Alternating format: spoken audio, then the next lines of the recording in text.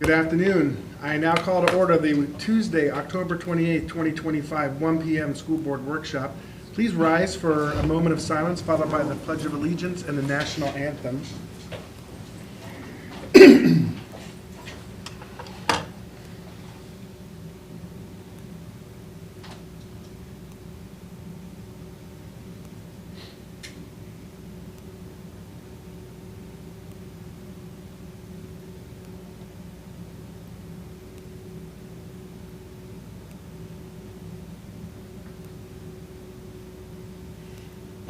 Please join me in the Pledge of Allegiance.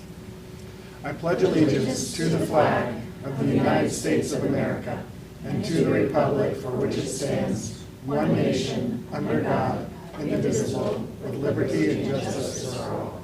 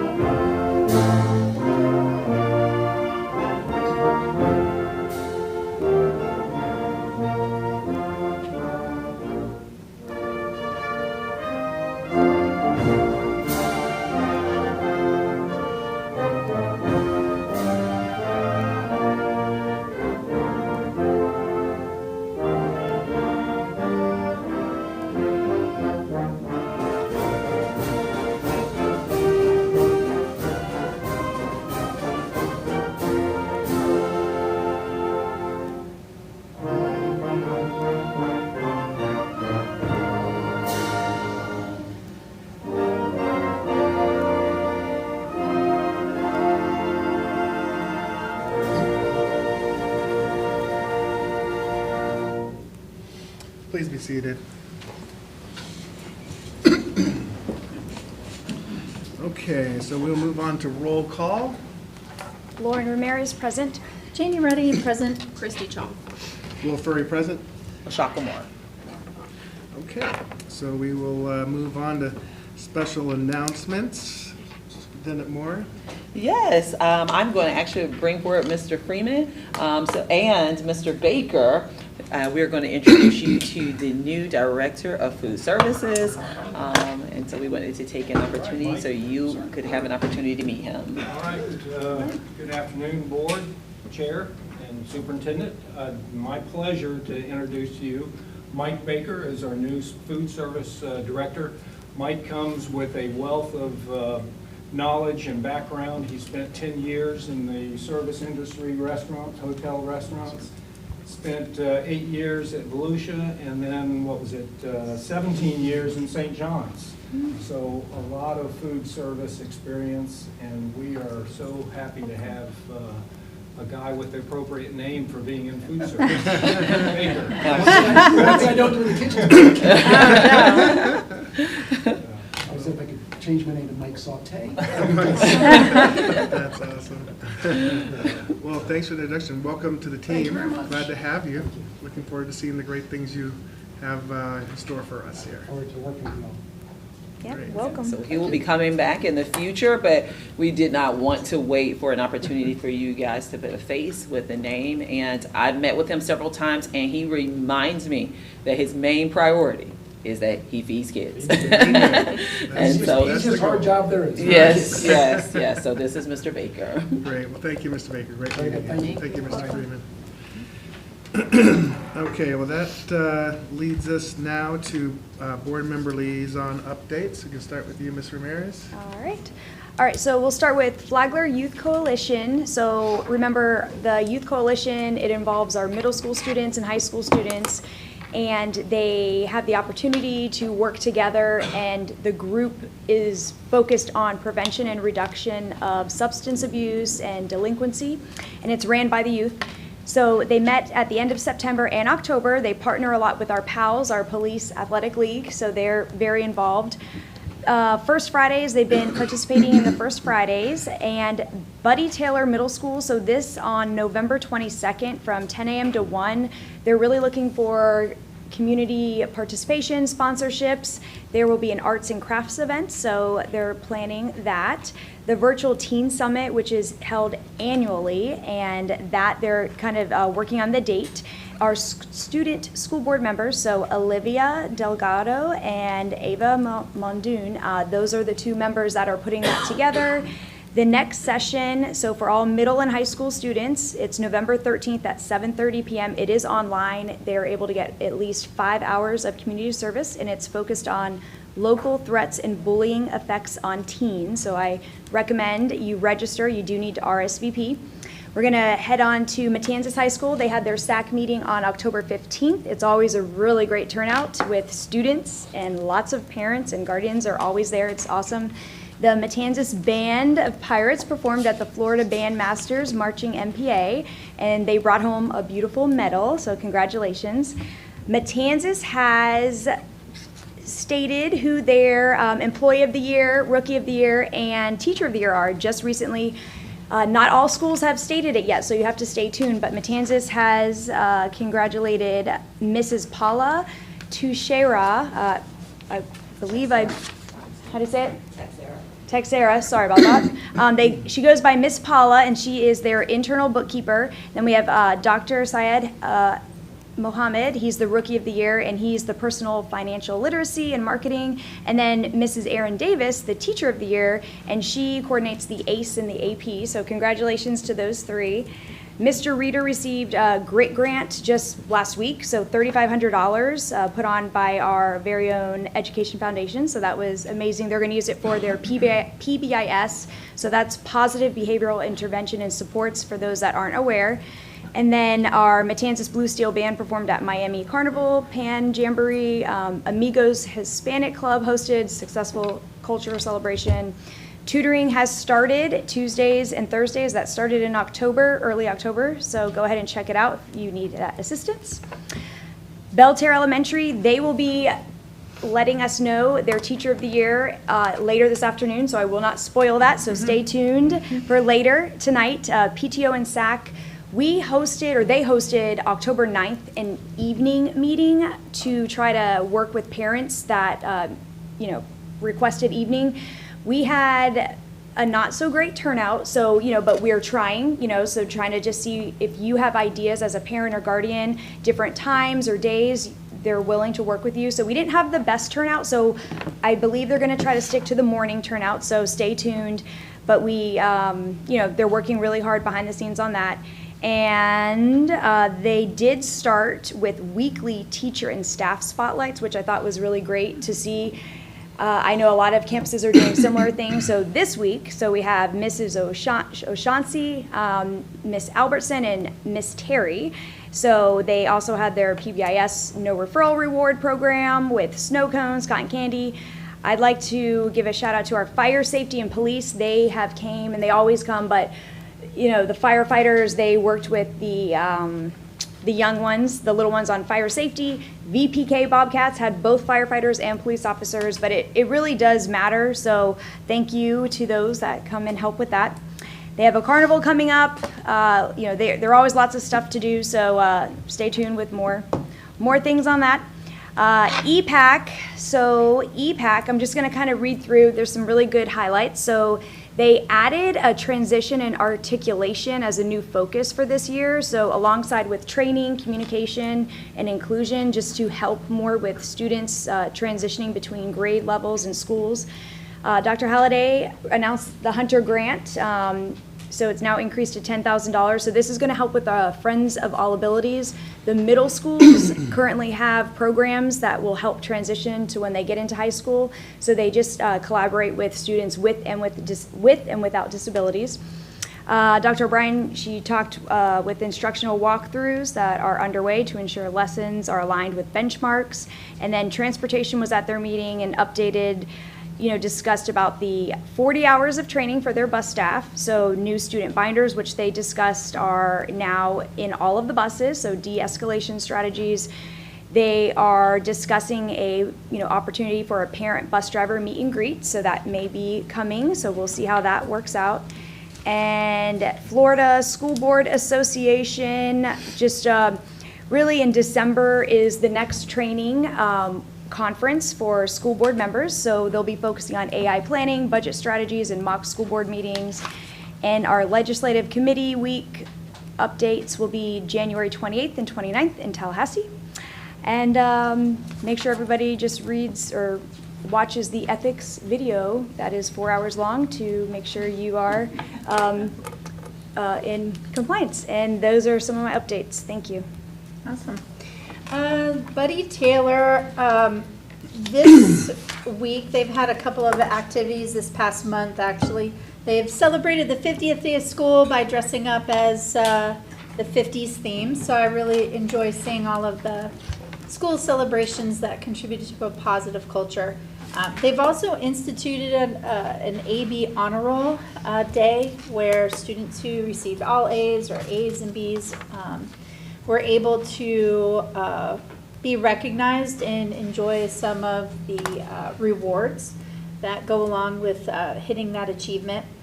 All of our schools in the county are recognizing Red Ribbon Week this week, and that is an effort to bring awareness around the perils of drug and alcohol abuse and support the commitments to a drug-free lifestyle. Buddy Taylor has had several themes this week, and their overall theme is Life is a Puzzle, Let's Solve It Together. They're currently having penny wars for Red Ribbon Week, which they'll raise some funds in order to support some of those positive initiatives. Their Sea Perch team, which is a competitive academic team, received a $1,000 grant from the Kiwanis Club. So once again, that organization has been really wonderful in supporting our students in many ways, and we appreciate their recognition in that wonderful program. Their SAC meeting, their next one is not until December 4th at 5:30 p.m. And they did announce their rookie teacher and staff member of the year. Their rookie of the teacher is Miss Mobley. The teacher of the year, Miss Fish, an intensive reading teacher. And employee of the year, Miss Jerry, a secretary. FPC held their homecoming. It was beautiful to see all the wonderful pictures, and our students enjoyed a wonderful evening full of memories. And the students that helped put on those dances, which are held at each school, really made the night magical for everybody. This Friday is senior night at FPC, so during the football game, that's where they announce the seniors for the band, for the football, for the cheerleaders. It's a wonderful event. The band, as Ms. Ramirez stated, both Matanzas and FPC attended the Master Band Association. It's essentially, it's not technically a competition. Our bands aren't competition bands, but they highlight or showcase the entire show that they work really hard on every year, and they are judged. They're judged on musicality, are their feet in line with each other, the shapes that they make on the field, all of that. And FPC took home a straight superior rating, and I believe this is 20. Is this 20? I think one year in one category they did have an excellent, but we won't be nitpicky, but I think, yeah, it's like 20 years. So Mr. Seth It's 10 is for Matanzas and 20 for right, yeah. FPC. So excellent job. I was able to attend, and they get together with not just our Flagler bands, but bands from all over Northeast Florida. It's a wonderful day to just watch the talent that's on display there. Class picks for FPC are happening November 4th, so get that smile on. And they do have a SWAT club at FPC, Students Working Against Tobacco. They're having a club meeting on the this Thursday at 3 p.m. It's really, that's part of the Red Ribbon Week, but it's encouraging to see students who are actively running campaigns and programs to ensure that tobacco in all the forms, vaping, especially now with the trend, they're raising that awareness about those health effects. So those are the updates that I have at this time. Yes, it's Red Ribbon Week, as Ms. Ruddy mentioned. The NELS theme is Make Healthy Choices. Tomorrow will be Disney Characters Day, who inspire us to be our best selves. On November 7th, they will have a school dance for all ages, and all the proceeds will go to the 4th grade field trip. So I'm looking forward to stopping by for that. On October 23rd, they had their trunk or treat. And also, I don't know if it was mentioned yet, but Matanzas is also putting on another trunk or treat, and that will be October 29th. So I just saw that update and wanted to share. And then for Wadsworth Elementary, October 24th, this last Friday, they had their fall festival. All right, for student health advisory, we have the flu outreach is going really well. About 574 flu shots have been administered. For attendance, we have about 1,700 students with perfect attendance this year. And we want to welcome Miss Michelle Postal, who is now our district nurse. So thank you to her for filling that in. Let's see what else here. The Drug Court Foundation has provided Narcan cabinets for each school clinic and will remain fully stocked throughout the year for readiness and response. We do have open nurses positions, so just spread the word for that. We also need a nurse educator at FTC, and you must be a registered nurse for that. Health screenings will be conducted on all elementary and middle school campuses for vision, hearing, and scoliosis. And just my own update on the community. Haven't seen a lot of flu and COVID, so that's good. Like that. Just regular colds and stuff. Yeah, I think that's all I have today. All right, thank you.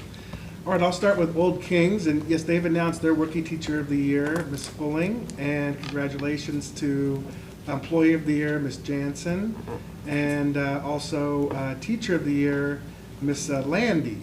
Also, they continue to carry forward our commitment to have veterans in the classroom. They had Colonel Connors there visiting in the school to meet with children there.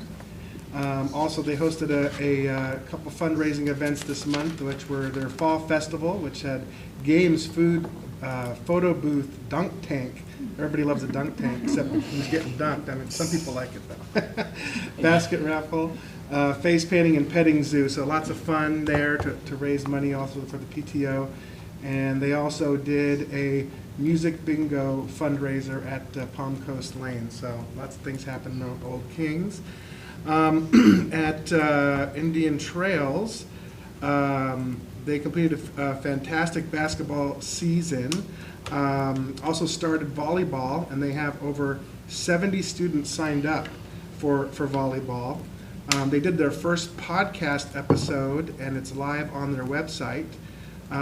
They had an excellent Halloween. They're having an excellent Halloween dance. They had it last Friday. Our Future Problem Solvers practice competition results have multiple placing teams. That's just a great predictor for the rest of the competition. And Family Art Night is next Thursday.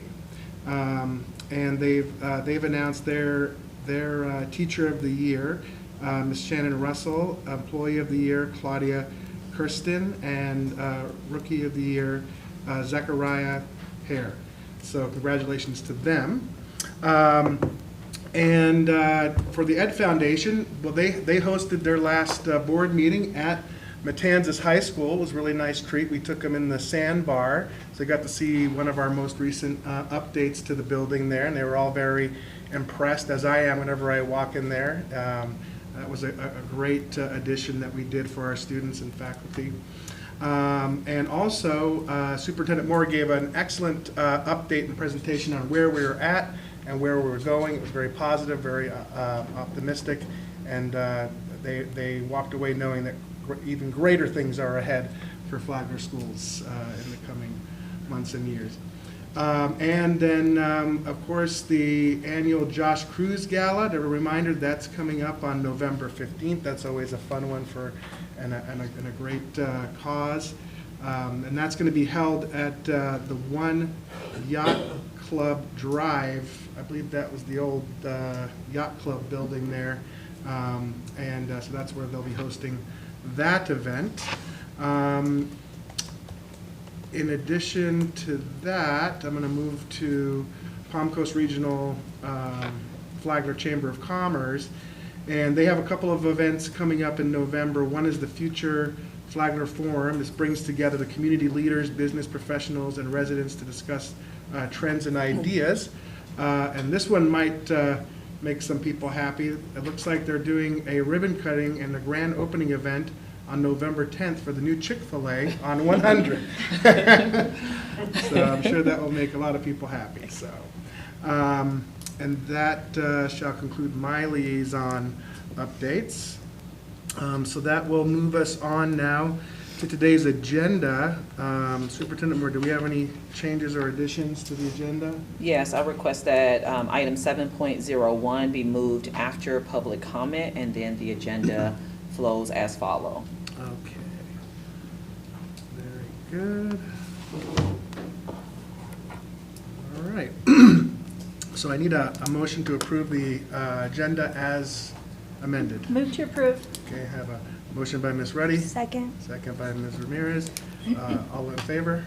Aye. Aye. Opposed? Hearing none, we'll move forward with today's agenda as amended, and that moves us on to public comment. Do we have anybody for public comment today? There are no public comments. Okay, so we will close public comment and move on with today's business, and we will move to 7.01, Wellness Center 2024-25 Insurance Update. We have Mr. Olet and Joshua Walker.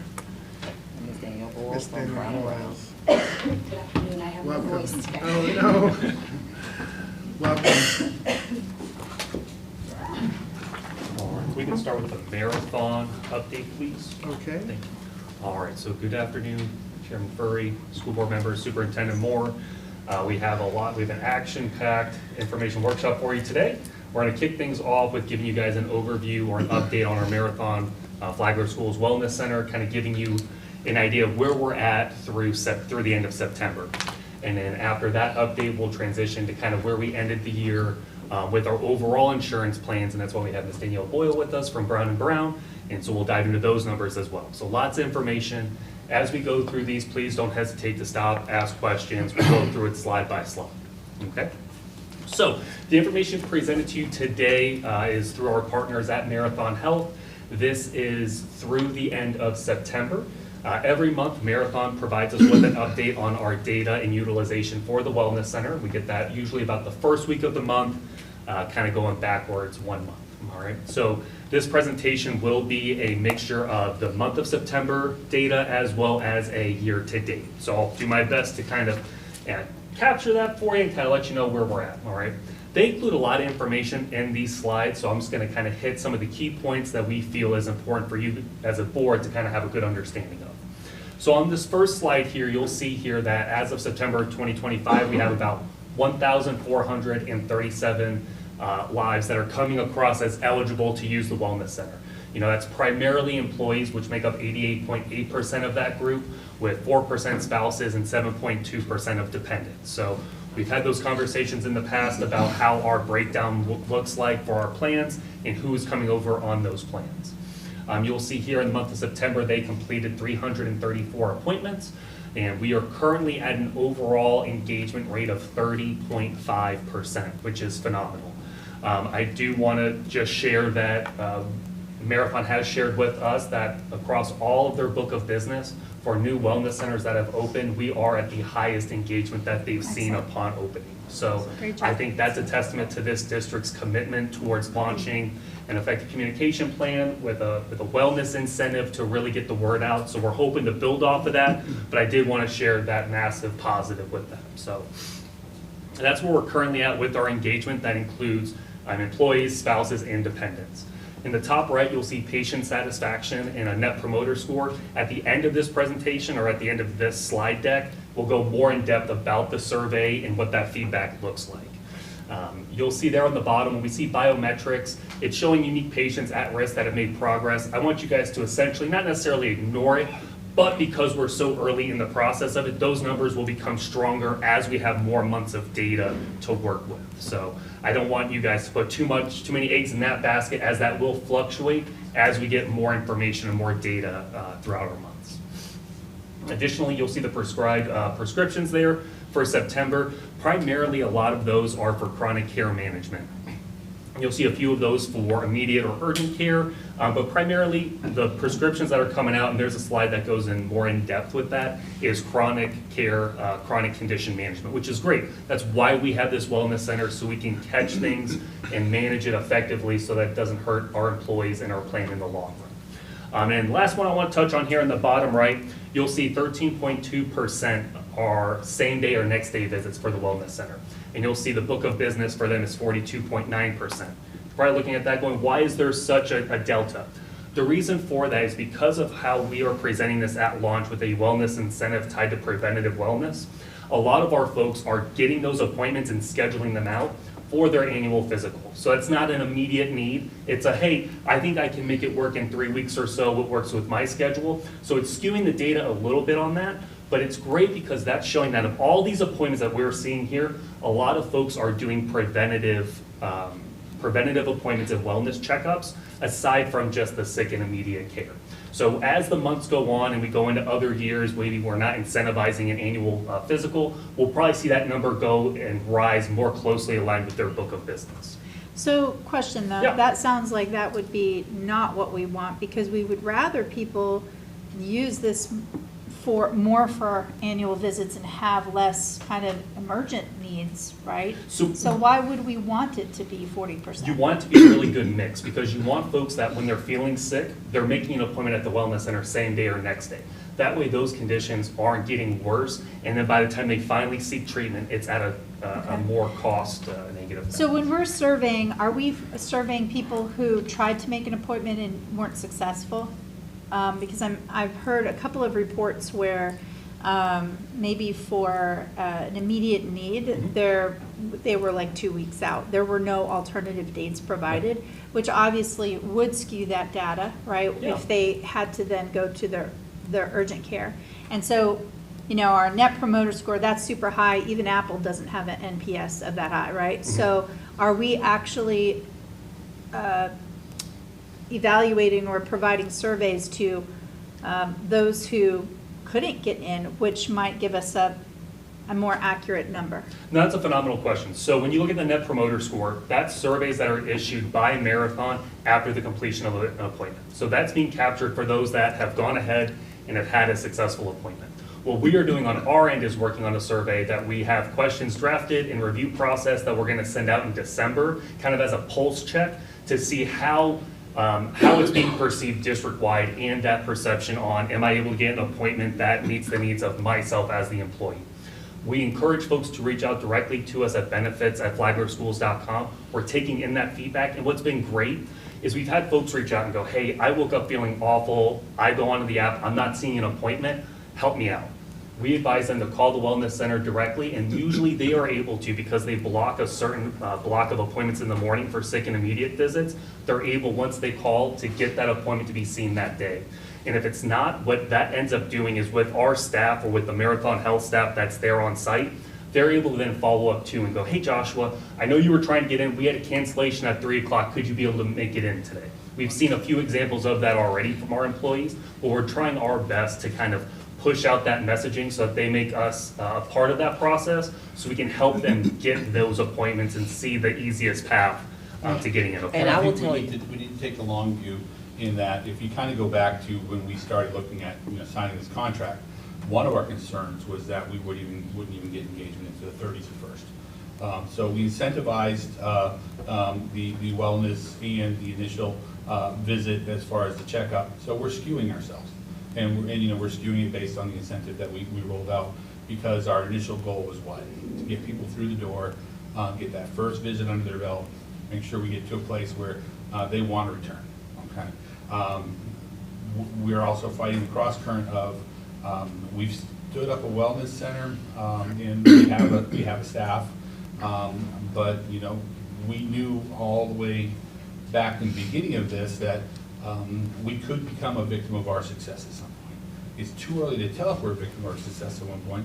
But when you're filling your book of appointments, at this point, partially due to the fact that we've incentivized it, the long-term look at this, it would be, is our staffing right for the booking we have, okay? So all this, I mean, the initial number in rolling this out and spending the time we're gonna spend on this right now, we're really talking about from July to now. We all know that you look at any program from July to now, the data on the first rollout, we're really pleased and it's really great as far as the numbers that look at this. So this is the beginning of the beginning. Sure, All right? I understand that, and I want to make sure, we understand, yes, we're recognizing success, but, you know, behavior change is hard, right? It's kind of like, you know, when you buy insurance, sometimes you even handle the $20 increase because having to go and get it again. This is the same thing. We're asking people to change their trusted healthcare provider. And so I don't want there to be a situation where, hey, they've come in, they're going to dip their toe, they have a bad experience, they're like, you know what, it's not worth it. You know, so, you know, I want to make sure Also, that. she has something to add. I'm sorry, I wasn't finished summarizing there. I'm just saying, are we really getting all the data from the entire bucket? And I would just encourage us, I think previously there were some questions about that as well, and we're eager to get that. We're just keeping the pulse, keeping our finger on the pulse of Oh, that. and you're absolutely right. This was a discussion that Josh and I actually had going into the weekend, in that we wanted to make sure that our metrics are solid. So we didn't want to roll out surveys too early, and we wanted basically what we're surveying to stand the test of time. So you're absolutely right, and those are two things that we are absolutely taking into advisement. And we've had the discussions in the meeting with Marathon in that there isn't, if you look at the difference between what we're doing with labs and preventive visits, the book of business is pretty full. And we run into the issue of we have a clientele that is captured in time. In other words, it's second period, most likely they can't run off to get the blood work. And we realize that we have that stressor, and we are working in different ways to kind of solve that. Great, thanks for that context. To respond directly to Ms. Ruddy's question, what we need to do is make clear on our website when they go to schedule the appointment, what options that they have available to them. To say email, to say call, because that is what those individuals who go on who are not finding appointment available, when they know to call, those individuals are getting in to see the doctor same day or at the very least the next day. So we just need to make sure that on that appointment scheduler that we're giving clear direction around that, so that those options are clear for them, including if teledoc or something like that is available as well. And so we have heard that feedback as well. But I will tell you, when they do follow those steps of emailing or calling, we are able to get them in same day or the next day. Great recommendation. How many appointments are being scheduled a day? It depends on the type of it. So for instance, what we're finding, not a hurdle, but with a lot of the focus on wellness visits and doing your annual physical, that's about a 45-minute block. So what's happening is that's taking the provider away from being able to do like acute visits and things like that. So hopefully over time, we're able to adjust a little bit. I'm trying to think, because it's a mixture of the 45-minute wellness visits, and then it's like a 20 to 30-minute window for acute care. So throughout. That's a lot of time. So, I mean, I'm not, like Ms. Moore said, it sounds like they're able to work it out, but yeah, there's no reason you shouldn't be able to fit small things in there like colds and stuff. Yeah, but and one of the main goals was to to slow down the urgent care visits. So are we seeing that these would have been likely urgent care visits, that more than likely? So in collaboration with our partners with Florida Blue, because we're still very early on in the process, ideally a few months later down the road, what we'll be able to do is see the claims data from Marathon Wellness Center and be able to compare that to our claims spend on urgent cares, ERs, PCP, and seeing that, because that's when we really start looking at what is our return on investment going to be, and how are we looking at an engaged member in the Marathon Center compared to a non-engaged member and what they're costing the plan. So still too early to tell on that, but with an engagement rate that's proving to be pretty encouraging, we hope to build off of that and have more backing to it with the claims. That's a great question, Mr. Furry. So just to be clear, what is the date that you're predicting that information? Or when do you expect that? So for instance, based on the agreement that we have and set up, those claims data only went live, I believe, September 1, which was our start of our plan year. So we've been working with our partners to get that going. Now, honestly, when you're starting to look at that, you probably want at least 10 to 12 months worth of data and claim Okay. spend to be able to accurately, and I hope I'm not No, misspeaking. you're right. For year-over-year comparison is the best data Okay. point. But what we can make a pretty solid assumption on is if you've had 123 acute visits, Mhm. I would say at least half of those probably would have gone to urgent care unless they could get into their doctor's office. So these are, we need an antibiotic, I have something going on where I lost my voice, but they are going to seek care somewhere, and that would have cost your family. And also, so I noticed, and you mentioned it, like with the medication, so hypertension, thyroid, cholesterol, and vitamin D deficiencies, so those seem like they've been the highest, which is really in long term, even though we haven't seen the urgent care items, these are going to turn into traumatic. More significant. Like, yeah, so I think with the prevention, it looks nice, like with the numbers of those. So, I did have a question, and I don't know if this would be the right time, but so the blood work, like lab work, so with Marathon, I know obviously you're gathering data, so I like to hear how December you're gonna have a survey. So is there opportunity with Marathon, and how is the price different? If you may not know, but, you know, potentially, and I believe you mentioned it when we had a meeting one time, maybe like the staff going to the campus. So, you know, quarterly, they'll go to the elementary schools before school starts, blood work, kind of like LabCorp, you know, they're open at 6:30 in the morning to get their fasting blood work, because it seems like that's a lot of the issue of them Yeah. able to come in to get their fasting blood work. And that's a great, I'm sorry, go ahead. Yeah, so I'm just thinking like any opportunity for that in the future, or maybe it sounds like we may need it sooner than later, and then what are their options that they give us, if any? Absolutely. If we could just skip forward to just slide 5, please. So when we look at here at this slide real quick, it points exactly to what you're talking about, what we've heard from employees as well. If you look at the heat map here, this is just September, but looking at other months, it echoes very similarly what we are seeing, and that is the earlier appointments are the most popular. Well, that makes sense. If I'm going to do lab work and I'm gonna fast, And I they'll don't be fast, too. I don't wanna wait until 2 p.m. to eat. I'm gonna hit the floor, I can't teach my class effectively, I can't drive a bus. So we're looking and collecting this data, and we've had some early conversations internally about how can we make the best use of those 40 hours. We have 40 hours of operation time for this wellness center. And this is what we were so extremely excited about moving to our own on-site wellness center, is the fact that it is ours. We can adjust those hours through the data and the backing of it. So we're having some early conversations about possibly making some adjustments for January 1 to maybe reallocate some of those hours to where you can see really the late hours aren't being utilized as heavily. But I know Monday at 7 a.m. we have 29 just in the month of September. And that tells me, oh, people are booking it as soon as they get it. So we're having conversations with our team, with Brown and Brown, and with the Marathon staff as well to see, hey, what are you guys seeing on the front line? They're the ones getting the immediate feedback from the folks going, what do you mean I can't get an appointment at this time, or I have to wait until 1 to fast? So. Well, our bus drivers and our middle school people would Yeah. not be able to make a 7 a.m. like they would even need to be early, or maybe that's cutting it close. So I Yeah. think we have a lot of competition for that slot because of those two individuals, especially if there's a fasting blood work situation. Yeah. So maybe we need a couple more of those hours. But do they have opportunity to go to the site, like, okay, bus, like transportation day?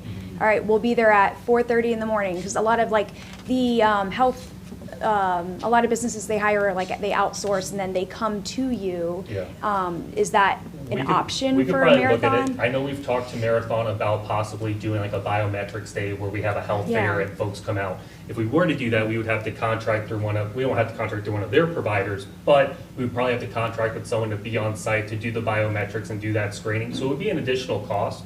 I knew that as far as the biometrics of it are concerned. I hadn't had a chance to look into it as it would relate to like mobile lab testing, but that's something we could come back and find out. Just to, because I'm just thinking, like, if the whole point, you know, prevention, Mhm. the only way to do that is to get your blood work, you need to do it before Yeah. work.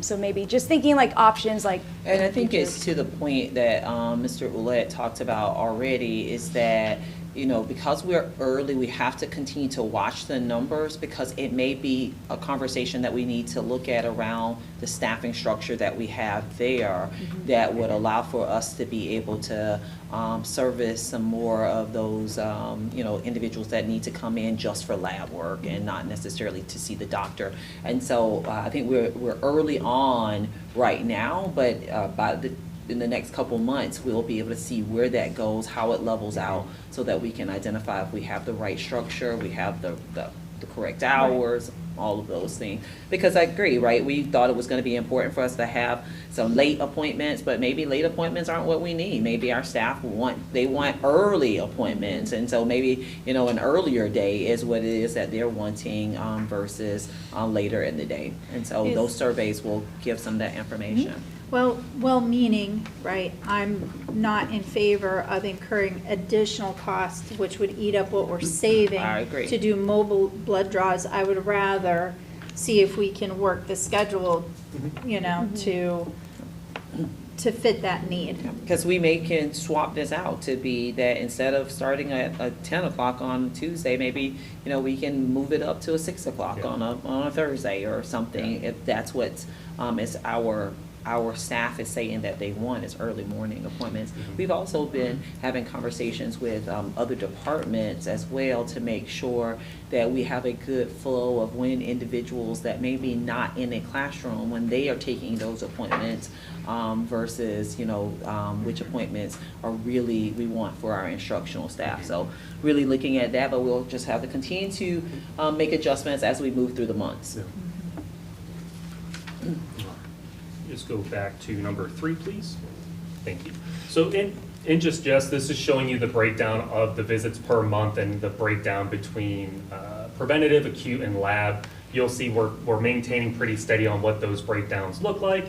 If you look at visit frequency in the top right, this is very encouraging. This is showing that the majority of people who use the wellness center are using it more than one time.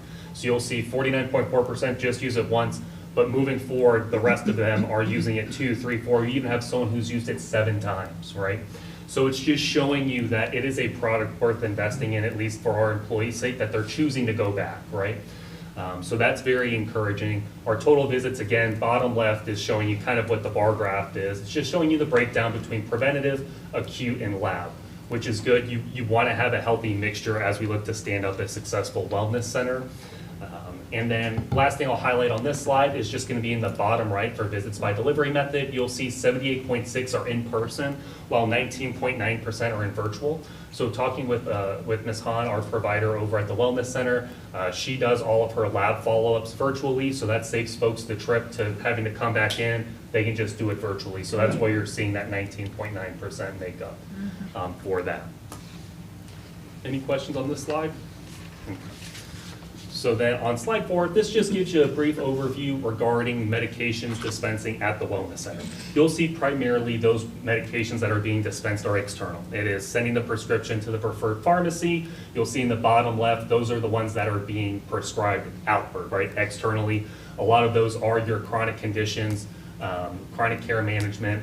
And then if you look, the teal bar is for in-house. The Wellness Center has a on-site pharmacy, but really that's just for providing 30-day supplies for essentially sick and immediate care. That's why you'll see those prescriptions in the bottom right, your amoxicillins. Those are more for the, hey, I have an upper respiratory infection, I'm seeking relief.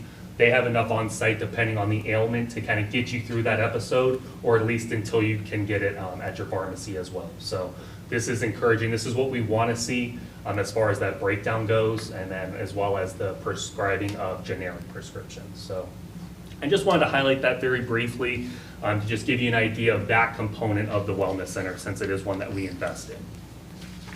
And then we've already talked about the breakdown as it relates to appointments. So we'll kind of go to the engagement snapshot in slide 6. That's showing you kind of what we touched on in the beginning. We are at 30.5% of engaged patients overall, and of that, 33.2% of our employees are already engaged. Now, with goal 3 and providing an update at a later time as it relates to that strategic plan goal, mind you, 36% is kind of what we're shooting at year end. So the fact that we're already sitting here in really with September's data at 33% is very encouraging. Talking with our marathon partners, once October's results come in, we're anticipating it to continue to grow because it's showing that as well. So you'll see 33.2% for employee, 22.8% for retiree, I believe is that color, and then, or a spouse, and independent drops off. So that kind of gives you an idea of the breakdown between who's using the wellness center, engaging with it based on the eligible population. So The dependent number is way low to me. 'Cause, Yeah. you know, kids are the ones who get sick. So to me, this is a telltale sign that we do not have, or we didn't move the needle in the number of families taking our family plan. I think that's going to be a good segue to discussion when we start going through. It's in the slides that we're going to talk about as we transition out of the marathon discussion into our benefits. Okay. Because I think there's some stuff And about that. dependents, though, are the majority of our dependents children or spouses? it's broken up between spouse and child. So your dependents really are going to be your children on the plan for the most part. So yeah, that is something we're going to keep a close eye on, why only 2 out of 104 have used the wellness center. I mean, typically your children, I mean, I have 2 daughters, yes, they get sick all the time, it feels like, but also traditionally on an insurance plan, your children are the healthiest part of your plan. That's what I was thinking. Yeah. I don't know, I mean, we'll see, but I don't know that necessarily means that we're not performing in that area on its own, right? But the enrollment numbers that you're gonna go over are gonna show us that in itself, okay? Yeah. Gotcha. And one thing for the kids is there's not an incentive to get kids in for their wellness screening, so I think a lot of your numbers are getting those people in that we want to get screened and get their baseline, get them managed. If you do have, I have 2 small children, and even if I had the free care like this, I would probably still bring them to Dr. Orzoli. That's just my pediatrician that I trust. I don't usually see the dependent child really high, but it's the spouses and employees that are gonna save the plan the most money by getting them managed. Yeah, because I would think, I mean, I'm just going off my own experience, you know, for the kids on their scheduled stuff, you know, if you have a primary care, it's all on a schedule, you know, where I would think we would see more of the kids is that urgent care type of, you know, visit, that they need to come right away for some reason, you know. I'm But- thinking more like ear infections, Yeah. you know, Yeah. I would have Yeah. expected, Stress. especially this time of Right. year when they come back, Exactly. you know, pre-K, daycare, you know, they all get an infection the minute school starts. So that's where I would have thought it would have been Right. higher. Not that they're sick, but it's the cheap stuff. You give them some amoxicillin and send them on their way. Okay. And then here on the last slide is just kind of diving in a little bit more on the patient satisfaction. So it's just showing you rolling 12 months, 87.6% are rating them as promoters. You know, they're at a 9 to a 10 with only 21 submissions at neutral and only 8 that are detractors. Whenever we have that detractor that's in that 0 to 6 range, Marathon directly reaches out to that person and go, hey, Wow. what was your experience, right? Because then when we have the conversation, my first question is, yeah, it's 3.4%, but hey, what's going on with those 8 and how can we better adjust? A lot of it is schedule. Hey, I'm having an issue finding the time that works best for me. Because there may be times available, but the 12:30 o'clock appointment may not work for the school teacher that is in the middle of classroom instruction. So we have that dialogue. We're able to go back and forth with Marathon and get good information on what those detractors are. So this is something we keep very close eye on. This is something they get at the end of their appointments, and then we'll also be sending something up from Flagler Schools directly to staff so that they can provide that information to us as well and help us with our decisions. Great. Before we transition to end of year for insurance, any questions on Marathon Wellness Center? I would just like to say, you know, we went through this before we launched, and, you know, we had set certain expectations, and these numbers are encouraging. I will say that, and I say that with a little bit of reservation, only because I'd like to just jump up for joy and say, hey, we did it, but and we did accomplish a lot to get to these numbers right out of the gate. Because if these were really low, we'd be like, oh no. But you know, there's a honeymoon phase to everything. You know, let's face it, when new restaurant comes into town, I use that analogy often. It's packed and then you find out if they have staying power. Yes. So my only encouragement is like, yeah, let's be encouraged, but let's understand that we got to keep this party going and reinvesting in the communication to get these people back in. Also, because the incentives are not going to be there forever. So. No, absolutely. We're encouraged, but we're also not going to become complacent. Right. We've had some really great conversations, in the Superintendent Moore's credit. We're looking at how can we have a mid-year point where we're pushing things back out again. You know, we're going to talk about how our plan health is doing. Once we're in the plan year, how can we save money? It's by driving folks to affordable care that's going to save the plan and the employee money. So that's kind of what our focus is on. This is great, but we have to build on it. If we're putting out an inferior product, they'll use it once, maybe twice, but then they're gonna go, hey, this isn't for me, I'm gonna go elsewhere. So to your credit, yeah, we'll keep trying to build on it, and hopefully this is a sign of more good things to come, but definitely not complacent. Absolutely, and I think we all would agree at this point, the glaring piece is we need to make a positive adjustment to our schedule of the hours to kind of meet what's really become early evident as far as the need for earlier hours. So that's one of the first things we're looking at, a change in the near future as we kind of move into the next couple of months. And then it's just the communication of that. Like you spoke, we listened, and here's the email to say, hey, now we got it. We got the earlier one. Now book it now. You know. Yeah. So okay. Absolutely. And can you remind me when the time frame is for when Marathon checks in to see how, if we're meeting their criteria, and then with the marketing and like how we'll get billed to, you know, if we don't meet their status, like their number, like, because I know we're still new into Right, it, their but what was that? As far as their benchmarking? Yeah. So we're still very early on in the process of being able to see, like the claims data I mentioned at the beginning, that is what they base a lot of their ROI on, because that's what they're gonna see is who is engaged versus who's not. And then that's what they'll be building to present to us to show where they are meeting their benchmarks or are failing to, and give us that indication, so. That happens typically 2 months after the end of the plan year. Okay. Or after a year, so they'll have Okay. 12 months of data, they'll be able to put it all together and present it back. But they do the monthly touch points, so that you've got your finger on the pulse of how are you versus their book of business in some of these different areas. Yeah. Yeah, thank you though for, I mean, this, and then I know Josh and I, Mr. Walker, we talked like probably 2 months ago about, you know, once this I feel like is set in stone and, you know, everyone's used to it, you know, more health incentives for faculty, staff, and just getting everyone like on board, and I think that will keep the momentum going, because once everyone gets their preventative care, you know, in check, and then just continuing it, you know, across the community, being healthy, so. Absolutely. Great. All right, we'll move on then. Probably hard copies of this one. This is the year-end insurance updates. Bless you. Thank you.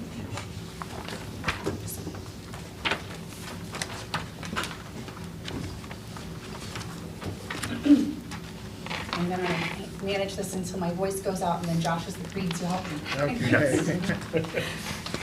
Little ones at home, it never fails.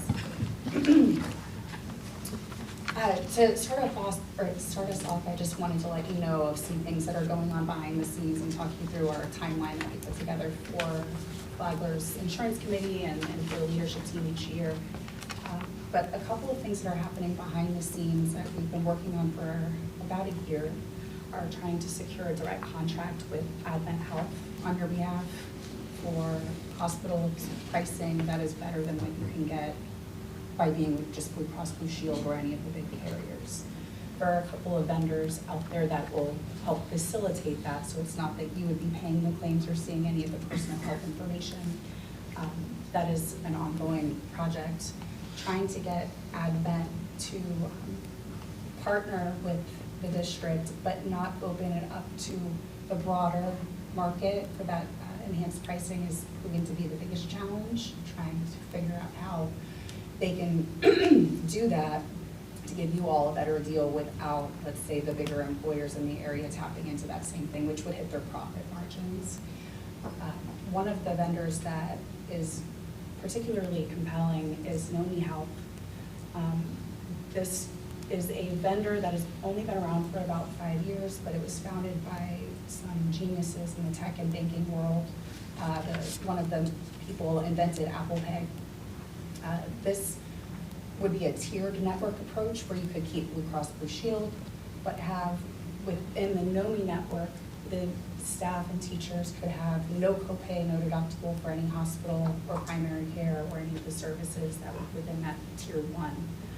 So we're trying to get Advent on board to be a tier 1 NOMI provider.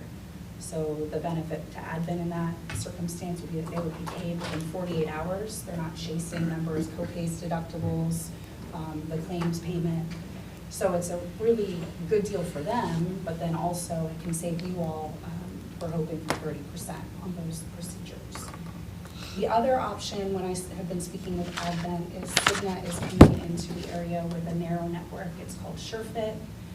They partner with Advent. This has been in Orlando for quite a bit, but it would exclude the other hospitals. So it's truly a tier, or it's a narrow network rather than a tiered network where you have the choice, but you pay less if you go to the preferred. So more to come on that. I just want to let you know it is being worked on behind the scenes, because your biggest cost component truly is your claims spend. So we can do all we can on your medical admin fees or even your stop loss premiums, but that is a tiny piece of the pie. So that's the piece I'm trying to fix for your people. Just real quick, on that SureFit, you're saying that one, you could only go in this scenario to Advent. So if you went to another hospital outside of the network, you would not be Correct, covered. unless it was an emergency. Emergency only, okay, got it. All right, thanks. We just had a Medicare education session with, open it up to active employees, retirees, whoever wants to come. That was hosted by our office. We have a Medicare specialist. It gets confusing this time of year when everyone's bombarded with the Medicare information. So we will continue to be offering that. We have a data warehouse, it's HPI, that we present to the insurance committee. We do a highlight, but we're going to be meeting with Bob and Joshua and that team to present the in-depth. We'll bring that back to you for the next time that we're together also. So this is our own, Brown & Brown owns it, but it takes in your medical and pharmacy claims. So from Blue Cross and from your pharmacy benefit manager, and looks at year-over-year trends. We can drill down on specific items like GLP-1 utilization or any other little pieces that we can slice and dice, and then point out areas of concern and the potential solutions. So for you all, it's been high-cost claimants the past couple of years. Cardiovascular have been a lot, and then you had quite a bit of sepsis, which once you drill down, it's typically something that was a surgery that turned into that. So it may have been a cardiovascular event, and then they ended up with sepsis. So after we do the data warehouse review, we have our population health and well-being review in November, discuss large claim solutions, et cetera. So without reading all of it to you, I do want to let you know that this is all happening behind the scenes. The pharmacy RFP is the only other one that I'll call out for the benefit of everyone here. So you all are with RX Benefits currently. That is a group purchasing organization that has access to the top 3 pharmacy benefit managers. So CVS Caremark, Optum RX, and ESI Express Scripts. So RX Benefits has 5 million members that they go and negotiate with those contracts or those PBMs to get you the best deal. So rather than being on your own, you tap into that. They do a true up at the end of the year and say, if you didn't get what our contract says you'll get, they give you that money. So you're guaranteed to get the aggressive pricing of the group purchasing organization. But in addition to that, we market your pharmacy. So we're up for pharmacy renewal this year. So we have a pharmacy consulting team. That's all that they do. It's 200 people that negotiate and put together pharmacy deals. So that is already out right now. We're supposed to present it in the first week of January once the analysis is complete. No, quick question. When you go ahead and they negotiate it, are they leveraging the existing ones that are in the book of business for Brown & Brown? So you guys see all of everything, so you go like, okay, you're offering this employer this kind of rate? Correct. Okay, and roughly how many, just for my benefit, I'm sorry, I forgot, how many are in that? So our pharmacy group purchasing coalition is newer, so that's why I had our RX benefits on all of my middle market clients like you all. One of the benefits of having some of our other offices in the Northeast is that we've been able to tap into their contracts. So they have many of the higher end Ivy League institutions, and going to CVS or ESI and saying, we have Harvard and can we have a better deal has proved very favorable. So just in this past 1/1 cycle, so January renewals, I saved my 2 largest clients 24% on the pharmacy by moving to Express Scripts through Brown & Brown's group purchasing organization. So it's not a shared risk. It's not like you're paying for each other's claims, but it's just using the buying power.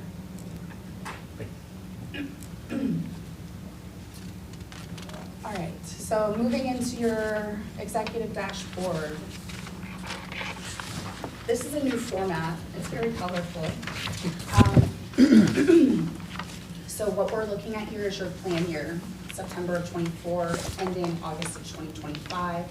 At the top, you'll see a month-by-month snapshot of your fixed cost, your pharmacy claims, net medical claims, which means after stop loss is paid, and premium equivalent, which is your budget/funding rates. That's the sum of the employee contributions and the board contributions on a monthly basis.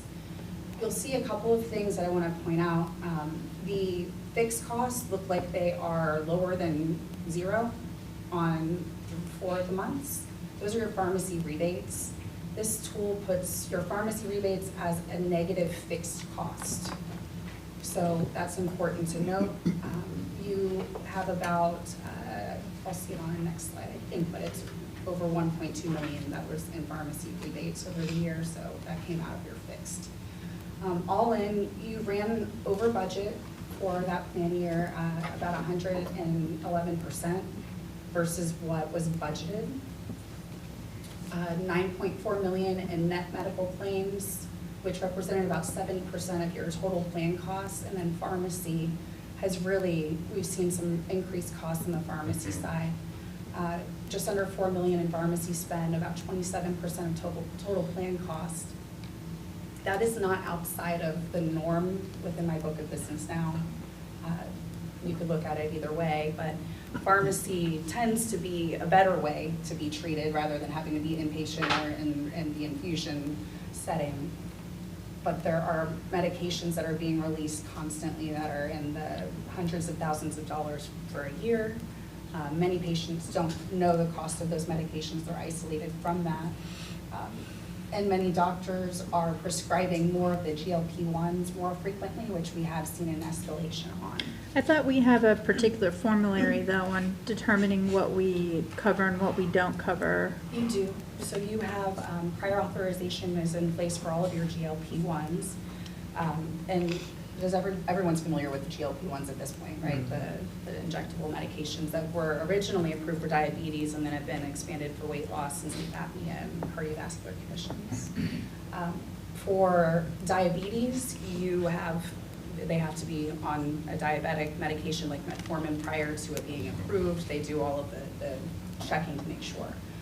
Your plan does cover for weight loss for obese patients with a certain BMI, with comorbidities like a cardiovascular condition. Do you have a breakout on how much that's attributing to the rise in the cost?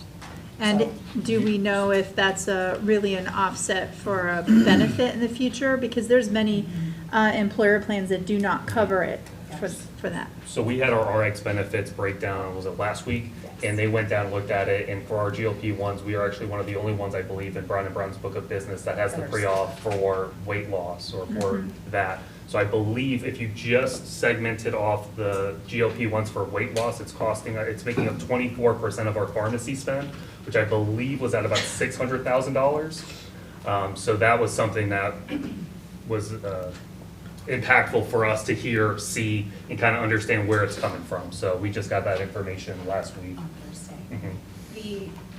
There are a couple of options that you could do, and to answer your question, we don't know how much it's saving on the medical side, but it is. If you're keeping someone from having a heart attack or these other things that happen when you have obesity and other chronic conditions at the same time, it is going to result in a medical event for many people.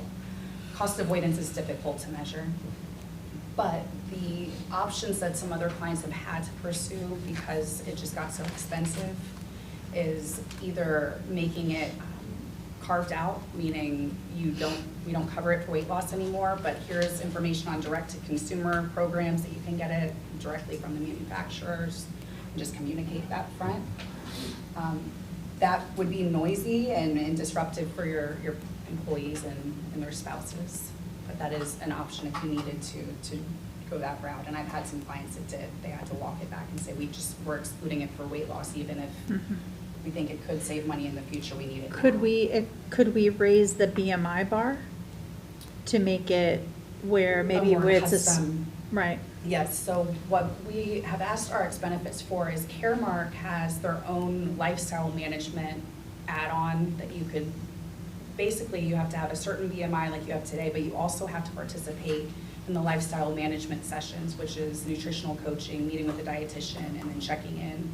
And if you don't do that after the first 3 or 6 months, then the medication is not covered for you anymore. So that it's not just you want to couple that with a lifestyle change so that it's long lasting. We can't adjust the actual BMI. So that would be based on The medical whatever's in recommendation. Yeah. Okay. Do you, oh, sorry, go ahead. On this chart here where it says monthly plan versus premium equivalent, Yes. obviously I'm seeing the last third of the year, right? Lots of numbers above that green line. Are those new claims? Is it that there are more claims or the claims are more expensive? What I'm trying to get at is that how much has inflation and tariffs impacted the cost? And so are we truly actually incurring more health incidences, or is it just that it's getting more expensive to treat? And that's what was not predicted when we crafted this. It's getting more expensive to treat. You have a higher medical trend than many of my clients, but I'm trying to find your high cost payment page because that'll also tell me something. Where's the high on this one? Oh, sorry, it's right in the middle. So 16 members hit over $100,000 during the plan year, and 4 were new in the last month of the plan year. So your high cost payments were adding up, and then they finally broke that threshold. You don't have a huge number of high-cost claimants. When we look at 16 for over a 1,200 employee group, that's not outside of the norm. You have a lot of mid-level claims. And so when we go look at your data warehouse and bring that back to you, you'll have more on this, but you have a lot in that 25 to 75,000 range. And those can be worse because you don't have stop loss kick in. So if you've got a higher number of those middle-level claims, they become damaging to the budget. Overall trend in pharmacy has hit you more than just more claims happening. It's the cost of the things that are happening that are going on. Okay, so it's not the numbers, it's the costs of things. Correct. Okay. Because most of this equipment and stuff is outsourced outside of other countries. Correct, and I don't think we've even begun to see some of the impacts of that. I don't know what's going to happen with pharmacy. There's more unknown now for me than there was even when the ACA was passed in 2008. But we will certainly do what we can to keep you informed as we know of any impacts there. On the pharmacy side, I think it's also important to let you know that each year when our ex-benefits goes out and we negotiate your deal, so it's every year that they go out for their members and they say, all right, we just saved you 9% on your pharmacy, or we just saved you 12% on your pharmacy. That cost never actually goes down. It's if your utilization was the exact same thing in that time period, their discounts on that medication and the rebates result in a 10% pricing improvement. But really the cost of the medication is continuing to rise, like the manufacturer's cost. So it's a trend mitigator more than it is it's not going to necessarily reduce your spend. The only thing that you'll see is, that will even show on your projection as a negative, is when you get a rebate guarantee that is substantially better, because that's truly a check back to you all versus just a better discount on a more expensive medication, if that makes sense. Can I follow up with you mentioned lifestyle coaches, is that what the term was? So I know we don't have this now, but do you have clients that have, in addition to that, gym memberships that are included, or a $10 monthly fee or something? And then if you do, how do those numbers look if they're preventing these illnesses and, obesity without potentially medication first, which is expensive? But do you have Yes, that? I'm following that. So what other we clients? have found is if a client gives a free gym membership, a lot of times it's the people that were already going that are going to the gym. So we tell them, make it to where they have to pay something membership, and you'll get more people that will go. You'll have a discount through Blue Cross Blue Shield. It's through the Blue 365 website that employees can go to. And I think it's the Active and Fit, or maybe the Tivity one discount, the gym membership discount.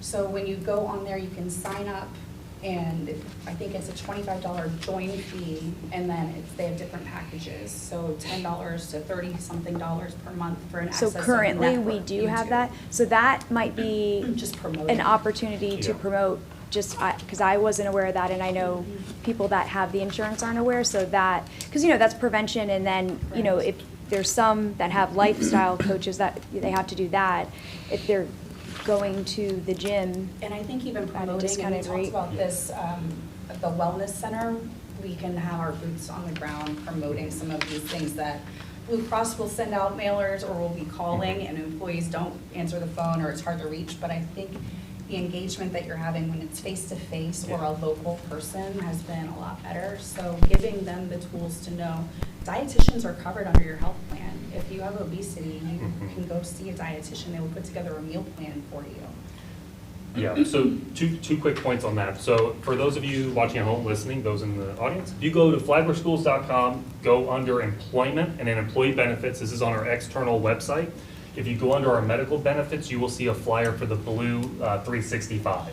So that's going to give you the information for how to access discounts on participating gyms and other things. This was something new that we kind of found out as we were looking at how to boost our wellness. So that's posted online. We'll try and do a better job of getting that pushed out to all of our employees as well, so they know of this additional benefit. It's really great because it Yes. is very expensive to go to the gym, but the pros outweigh the cons. So I mean, if they are able to go at a discounted rate, and then we have our wellness center, and then in addition to the gym, so. And we do, through our contract with Marathon, we do have what's called Level Up, which is nutritional services that is partnered through the Wellness Center. So if you see our provider, Ms. Han, and you discuss, making lifestyle changes and that, we've had about 47 appointments that have taken place regarding this Level Up program. So if you go into our contract, it's one of the things that we are paying for every month with our services. So this is something that is also at the disposal of our folks to use. I see that the trend, if I'm reading this correct, is the same as last time, where those who have the premium package are essentially almost double outspending those who do not. And so I think last time we had discussed that we need to reconsider that premium package, and also would it be more cost efficient for us to kind of direct people to fewer options, and that way we have more people in that particular pool. But clearly, when we charge what we charge for the premium plan, or what we have to charge, people are like, I'm going to use the heck out of it. And so I think, again, it's showing that all signs point to we have to do something more strategic about that plan. The only problem is if they move to the base plan or the standard plan, their claims are still going to be there, and you're not collecting the revenue from them in the form of a higher premium. Do you see that? Have you had other clients Yes. change a premium plan? And that's because my question is, are they maybe using it more frequently because, it's almost like they prepaid it, so I want to get as much out of it as I can, right? And I think if we continue to move through the presentation, because this was one of the questions that even the senior leadership team had, and I can't remember which slide it is on, is those who are on the premium plan, have likely chosen the plan that best meets the needs of their current conditions. And there was one slide in here that kind of shows that some. But we had that same exact question, Ms. Ruddy. We can skip through slide 5, it's really just showing slide 1 a different way. On slide 6 that you were just on, as far as the summary by plan. So when we look at your premium, standard, and high deductible health plans, the premium plan is 160% of premium equivalent, meaning it's running 160% over budget. But to your point, LaShakia, it is because they have these claims, and that was really what I was explaining to you, is no matter what, if they're on the high deductible plan, the standard, or any of the plans that you offer, they are going to still have that $50,000 claim, that $75,000 claim. These aren't doctor visits that you can run up the bill on because you can just run out and go whenever you want. They're having ongoing complex conditions in the form of both medical and pharmacy. Their pharmacy spend versus medical on this one is almost a third. So they're running hotter than the other plan on pharmacy, and their medical costs are high.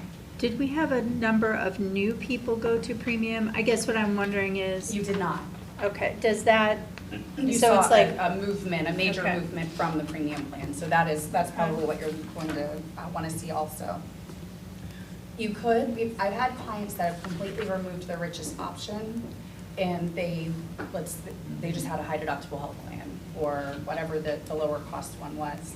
And what they found is that there wasn't enough revenue to support the claims. So the higher deductible didn't offset the difference. It didn't change the behavior if they had to have that treatment. I may have delayed it a little bit, which is always my hesitation with really steering people into an HSA plan. You don't want to delay their care if they have cancer or any other condition.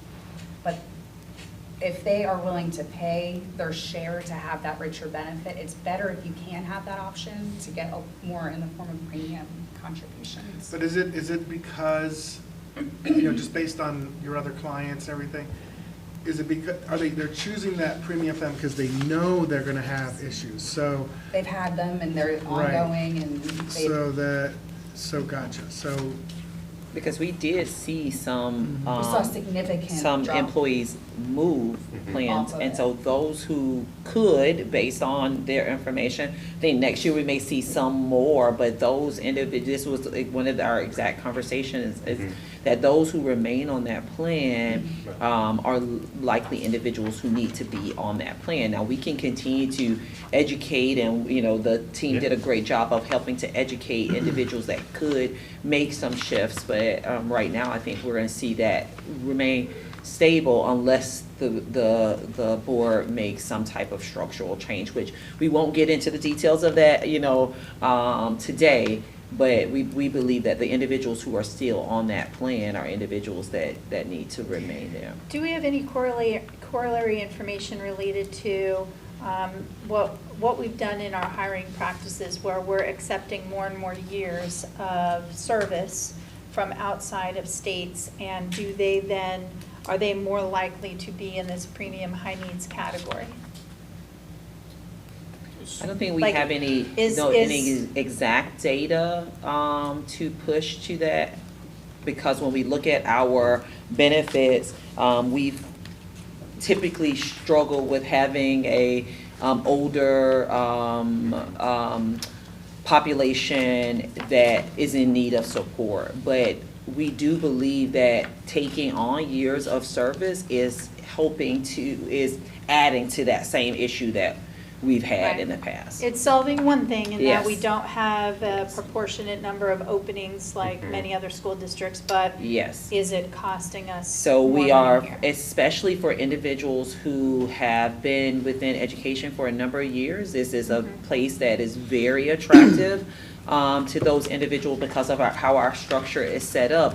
And so one solution is that we don't have a lot of openings. The other thing is that our workforce for our instructional staff for sure is not as young in age as maybe some of the other districts are. So we don't have anything here, but it's an issue we've dealt with year over year, and so that change is just going to continue to add to that. And I think from here forward, if we can allow them to complete their full presentation, because we have a hard stop today at 4 o'clock, and we still have some other agenda items to get to, so. Understood. Yeah. To your point, when we come back with the highlights of the data warehouse review, I do have the risk score by plan, which takes into consideration the age of the enrollees. Quickly on the high-cost claimants, I'm not going to spend a lot of time here. There's nothing you can do about them once they're here. Just know that you have stop loss. You had 2 that exceeded the $225,000 stop loss. As you can see on here, we do have some heart issues, several that have sepsis tied to whatever the condition was.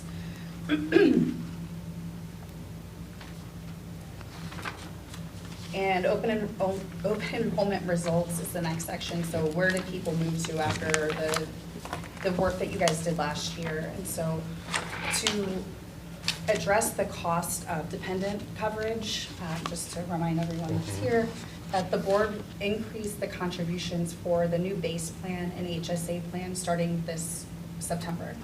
And so on the base plan, which was the new plan, it had a higher deductible than the standard plan, but it had predictable co-pays, which are important for people with families. So if my kid gets sick, I don't want to have a $200 doctor's visit. My kid needs medication, I don't want to have to pay a lot for that medication. And so this plan, we did see significant enrollment in. The board pays 90% for employee only, 50% for employee plus dependents. We had 365 employees that did take that plan, and 13 of them had waived coverage the year before, so it was a better fit for them at the right price. 28 of them covered their dependents. HSA plan, the board pays 90% for employee only, 40% for employee plus dependent, or children, 35 for employee, spouse, and family. 309 employees enrolled in that plan, 8 of them had waived coverage the prior year, and 6 were able to cover their dependents.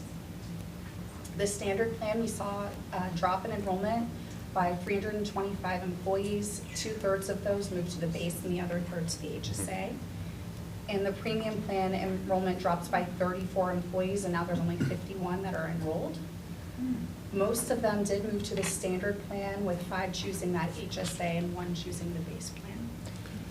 So it's almost like they kind of rolled down. The premium plan did, yes. Right, but then also, we had enrollment drop in the standard plan at 325, and then the new base plan had 365. Right. So it seems like a lot went to the, from, It was were a those? better board contribution, and the plan still made sense for what they needed. Right, but I mean, what, is there a direct correlation there? Like the 365 employees that enrolled, were a large percentages on the standard plan and rolled down? Correct. Majority of that is from there, right? Those aren't new, majority of it's not, it looks like 13 were added. 13 were the new because they ones, waived correct. coverage, okay, gotcha. All right. So I'm just curious, because I'm, although I'm glad that worked out for them, obviously, but the same thing we were talking about with the premium plan, did we essentially do the same thing with the standard plan that's putting us, when we look at that,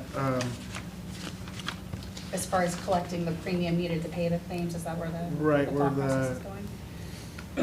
Time will tell. Yeah. What I will tell you is that I think that you had a major step in the direction of stabilizing your plan, because the more that you can tie your percentage or your contribution to a percentage, and even eventually if the wellness center works and we're able to stabilize some of the costs, increase that percentage, you're gonna have more people join the pool.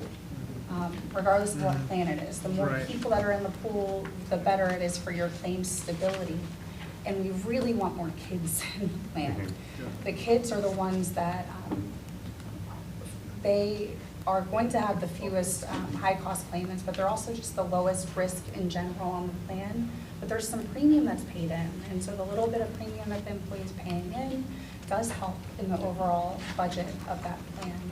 And when we were going into this plan year, we were trying to get creative, exploring the option for a gap plan. So the major push from our team this year was really educating our employees.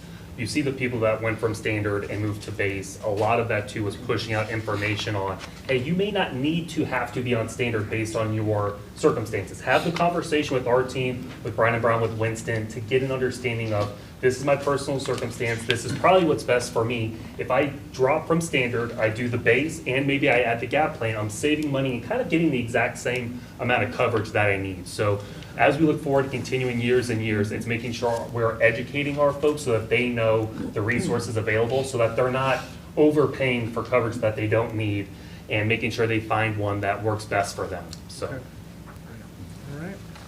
The following page is just the charts that support what I just told you. So it is there. I can walk you through when you have more time if needed.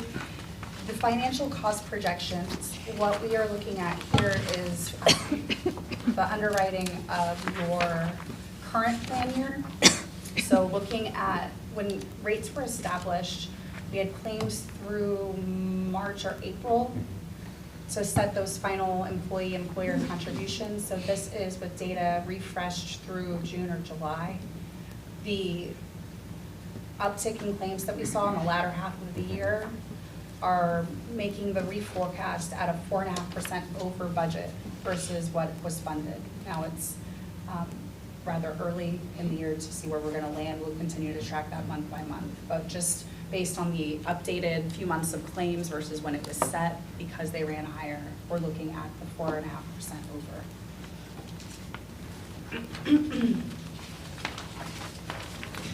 Now, we also have an initial, very early 26-27 projection, and that's why you have so much bold print on this page. I didn't want to even get it.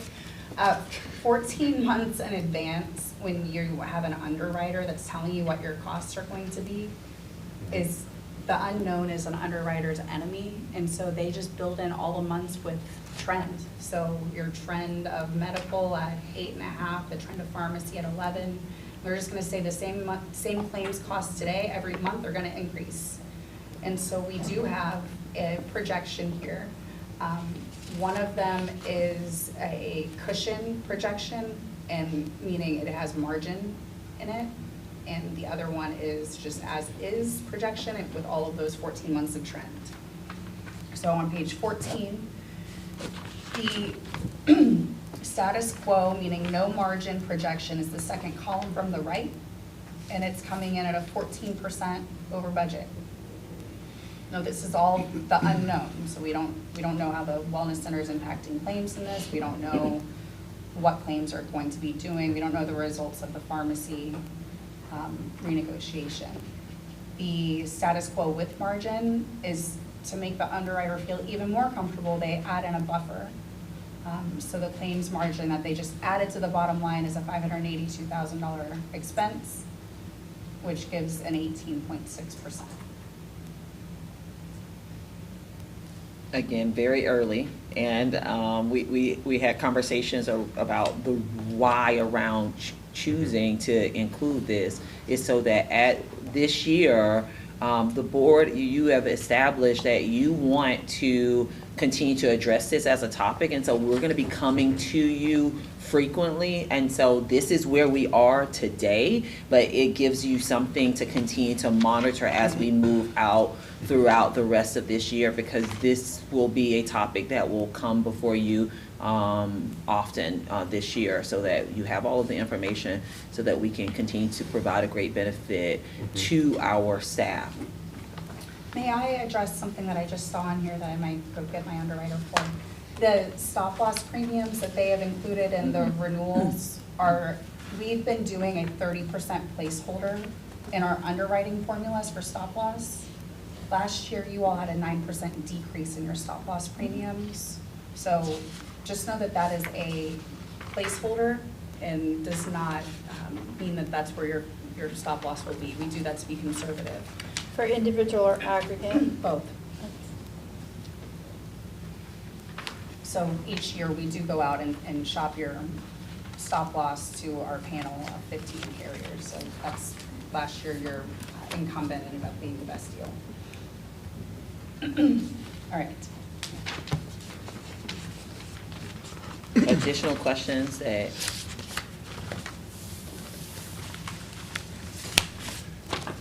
No? Okay. Well, thank you. I believe we are scheduled to come back again, if not in November, definitely in December, we'll be back before you. Maybe November again, too. Yes, I want to say it's again in November, to talk about benefits and all things, Such a light, airy subject as well. yes, yeah. I could just talk about it all day, Bob. Yes, well, thank you. Thank you very much, Thank appreciate you. that. Board, we'll take a 5-minute Yep, recess. please. Thank you.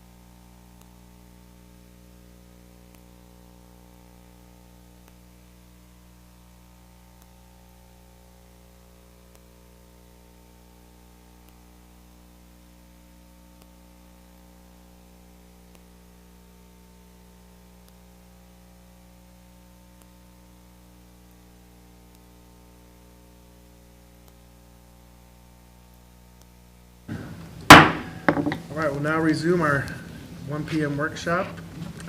We're now on item 6.01, school start times, and we have Ms. O'Brien and Ms. Louise Bosserdad. Welcome. Thank you. Good afternoon, Board, Chair, Superintendent Moore. We are coming before you to do a bit of an update on school start times. As you'll notice, as we get a little bit further in the slides, we have brought this agenda item to the board on multiple occasions. This year, there was a legislative update. If you could move to the next slide, there was a legislative update in Senate Bill 296 that amended and added new language to the statute. So in 2023, House bill required middle schools start no earlier than 8 a.m. and high schools start no earlier than 8:30 a.m. And so we had begun the process of planning for what that might look like for our school district. In 2025, Senate bill amended that and added some new language that would allow local school boards exemption from changing those start times. So instead of adhering to those start times, we could instead submit a report to the Department of Education, and we would have to do that by June 1st of 2026. And those start times would be effective beginning 26-27 if we were to go ahead and change those. The exemption report has a few requirements that we would need to meet. It has to hold our current start times for elementary, middle, and high schools. We'd have to document our strategies that we consider to implement those later start times. So what we've done in terms of board meetings, public hearings, opportunities for parent input and education, a description of the impacts, including financial, and then identify any unintended consequences for the district, students, and community if we were to change those start times. Our current Flagler School start times are listed on the next slide. Our middle school currently starts at 7:30 and high school at 8:10.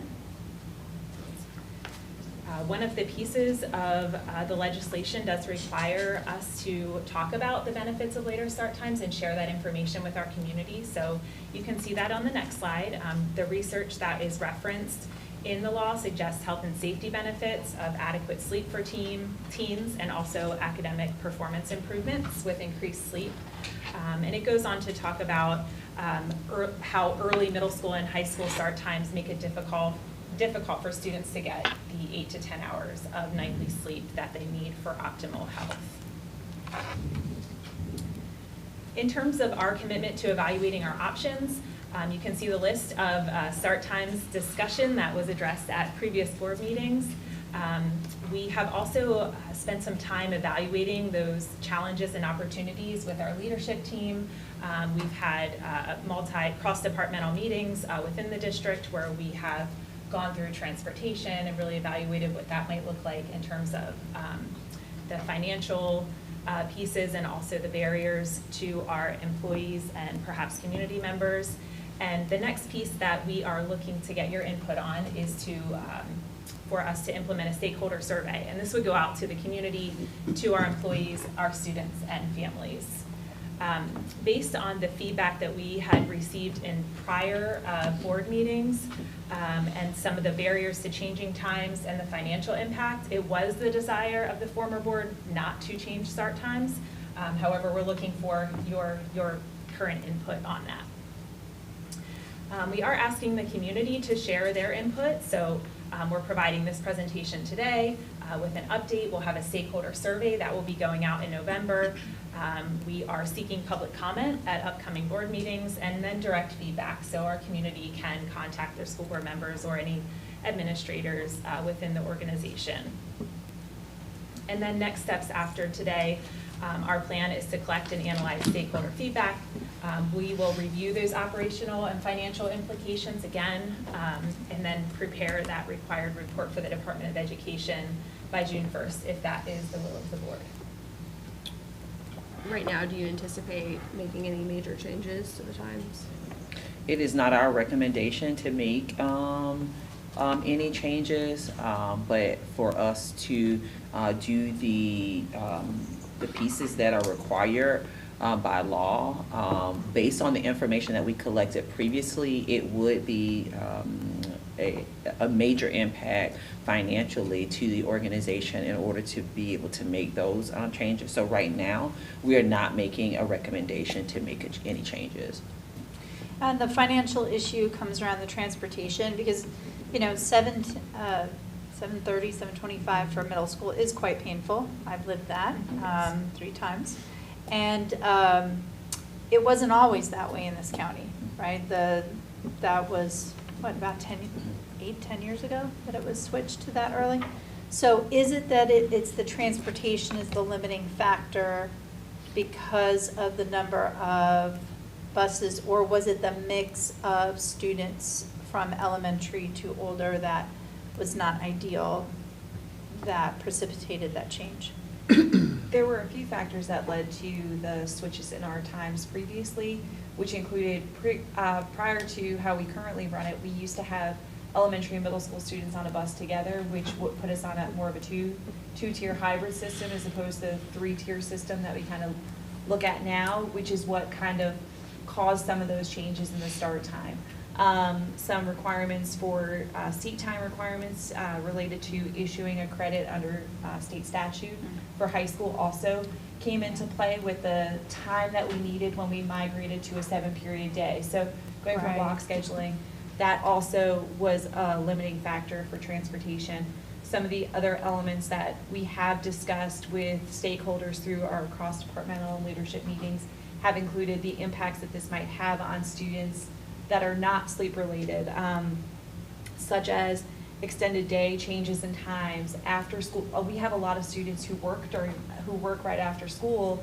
So some of our high school students, so if their work schedules, if we push them back, they might lose job opportunities, and some other pieces there, and scheduling conflicts that kind of arose. And for staffing purposes as well, we might have to, in addition to the transportation costs that we would incur by having to either increase the number of buses that are out on the roads, add routes, add drivers, the other alternative would be going back to putting students on buses together to minimize that.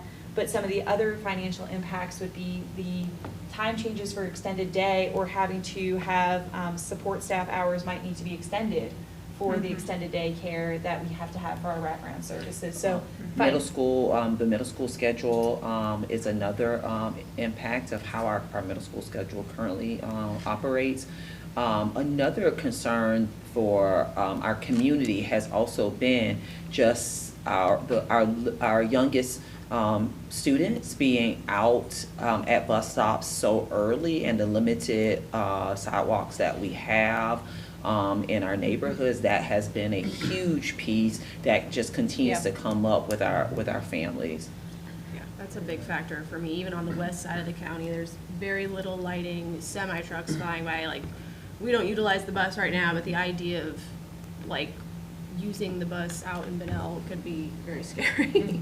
Yeah, and then families, the other piece that we anticipate, and we'll see what families say this around, was also about our youngest students getting out of school early, and older siblings not being home and present in the afternoon when they get there, because now our olders are getting out early and our youngers are coming home to siblings or someone already being there, are some other major things that were considered previously. And that's all because what we're trying to do is keep the 3 buckets separate in order to not expand our transportation budget. Is there a question on here related to their appetite to allow students of different age ranges to be on the same bus? Because I think that would be a limiting factor that we could communicate in the report, that because it's either a budget situation or it's a combining students, that it's not in the interest of the parents. I didn't see that on there, Yeah, but that's that not would an be explicit question asked, a but good that is question something we to can add. certainly ask. Thanks. I know, and this is something you don't think about, but you mentioned safety, so, it gets dark, and I'm just curious, so, like walkers and bikers, I know there's, some campuses don't have that, like Old Kings I know, but there's quite a bit at Belterre, Old Kings is the only school that doesn't have walkers. So, and it's dark, so, that's something, you don't really think about. Like, I, as a parent, didn't realize, like, how dark it really is at that hour. So I think just having parents, like, I like the survey, and then just making, I don't know if there's an opportunity for them to see, like, the pros and cons from the district. Like, you guys, I know prior to us, I know you guys were on the board earlier, but the different pros and cons, because, the data, the science is there. However, there's also a lot of safety concerns, I think, that you don't think about. So I think just spreading that out, like, these are pros, these are cons, and then obviously getting the feedback from the parents and, faculty, staff. I think it was the intention of the legislation with this adjustment is for each district and each community to be able to have conversations around their ability to do that and take into consideration what we're talking about related to safety. Well, that may not be the same thing for a different county. And so we are hoping that our families and our community will provide input through the survey, that we can come and bring it to you guys as a board. The reality that we know is that there are going to be some people that are going to be for this, and there are going to be some that are not going to be in support of it. But for us to be able to identify what are the barriers that families see with us making the changes, what barriers do they foresee, so that if this is something that we do make the change for, that we are able to help to eliminate some of those barriers for those families as well. Right, because it's either this, I on paper would be in favor, but when you look at what it's going to do to the budget, one of the questions would be, well, would you support a millage increase or something that is voted in? Because that's the only way we can make it happen. Well, and I'm just looking at the comparison. The recommendation is for middle school no earlier than 8. Okay, so we're at 7:30 right now. We're talking 30 minutes. And high school, 8:30, we're at 8:15. We're talking, or 8:10. So I'm just saying, based on the times we have now, maybe there's some districts where they have high school starting at, 7 o'clock in the morning, right? And so then that was where it was. But if we're just looking at our district, I don't think we're too off the object. We're in the margin of error. In the fact is, will this change the behavior patterns also of the students to actually get that extra sleep that they're trying to accomplish? And we're right there as well, just from a health perspective, because like you said, there's data that supports this, but I'm not a medical professional, so I don't know how those tests were all done, but sleep is good, right? But I know, but young people, they don't tend to put a lot of stock in that sometimes. So.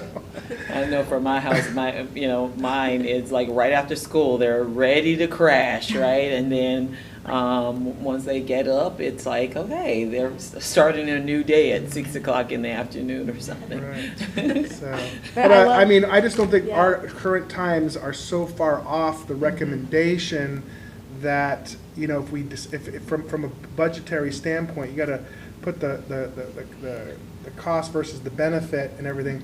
We're right in that. And when we look at we talked about the transportation, but a big factor will be a change to our current structure for our middle school day. Would be a huge piece of it, because right now those teachers have planning outside of the day, and so for us to change it so that they have planning within the day, I know 2 of the board members they went through that adjustment. There is a cost that is associated with that, and so it's weighing.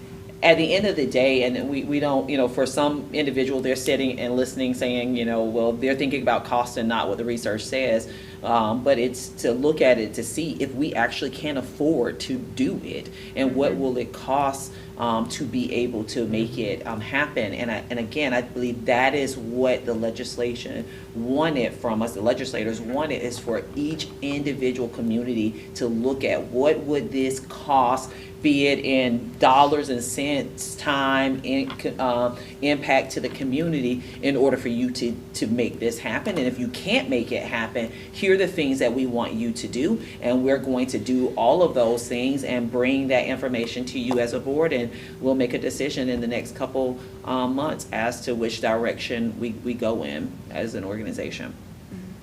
Okay. Any other questions on this?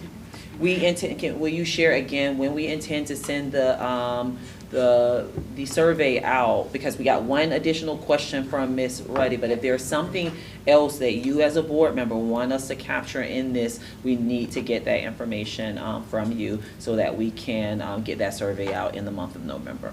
Yes, we do intend to send it out in November. I did not put a date certain in there so that we could grab some feedback from you, so. We don't want to be in competition with Thanksgiving, No. of course, but we do intend to send this out somewhere in that second week of November. And the only thing, and I talked to Dr. O'Brien, when you have the Google form, when it clicks, instead of like saying skip to another, just it automatically, so people don't get confused on skipping the wrong question. Yeah, the logic is. But no, I think, they're well thought through, and I like the additional question, but I couldn't think of anything else. We had a parent, I think it was a parent, reach out to me already when they saw this item on there to make sure that the form is set up, that they won't have to Register. have a registered Google account. And so we've already taken care of that, because that is, that can be. defaults to It it, so it's- absolutely, And so it's going we to have taken care of that as well. Yeah. All right. Okay. All right, thank you very much for that Absolutely. presentation. Thank you. And we will move on to 6.02, SAC membership, and it's Mr. Reeves and Mr. Scott Reynolds. It's Mr. Reeves today. Just Mr. Reeves today. Moore, Superintendent Moore, he is at a school doing instructional reviews, so good stuff. Before you today, just bringing for your reviewing based on statute and our new policy 2125, and that is our school SAC membership list for you to see, and they are attached as documents within this. Just a reminder that the SAC committee is made up of the school principal and an appropriate balance of teachers, school support, parents, community members, noting that it'd be 50%, under 50% for staff members. High schools are required to have a student, which both of ours do. It is recommended for middle, and Indian Trails does have a student on their committee. Any questions? I just want to make sure parents and guardians, if you're able to participate in these SAC committees, like I said, Belterre, we didn't even have enough at the last one to make a vote. So students and parents, if these are really great, they give you the opportunity to vote on where Title I funding goes, and when you're an A-rated school. So they are pretty great. So thank you for putting all that together. It's great to be involved and understand the pulse of your child's school, so I encourage all parents to be involved in that. Any other questions or comments? All right, thank you. Thank you. All right, that moves us on to 10.01, permission to adopt revised board policies, and we have Marcus Sanfilippo. Welcome, sir. Chair, Board, Superintendent Moore, as we do, it's fabulous afternoon. Yes. At our last board meeting, we had permission to advertise. We advertised the board policies for the 21 days of the revisions, and at this time, we have not received any comments, public comments for input on the board policy revisions. So we're just coming before you again today and for tonight for a request of permission to adopt. Okay. Are there any questions or comments on these? We've already, for the benefit of the public, we've already worked through these all, so this is just the last stop here. Yep. There were no changes since that last. No changes. No, we're not I've popped permitted in to a few of changes them since and we I didn't advertised. see anything. Okay. Okay, then we're all good. Thank you, sir. Thank you. All right, so that concludes our business for today. And may I, Yes. Chair Furry, it does, but the agenda is structured. There is actually one other item on there that was a board request for the structure and norms. It comes after public comment, but I just wanted to bring attention to that was a part of a board member request. Oh, just past board Oh, member. okay, Yes, gotcha. yes. So I Oh, just okay. wanted Yeah, to. thank you for letting me know that. Okay, so, public comment, do we have any public comment? Okay, so then we will move on. Board member requests. Are there any board member requests? Yeah, I just want to make sure that we're continuing to look into the grant for canine weapons protection. Yes. One of the items, I haven't had a chance to look at the student binders that are provided to some of the support staff, specifically the transportation bus drivers.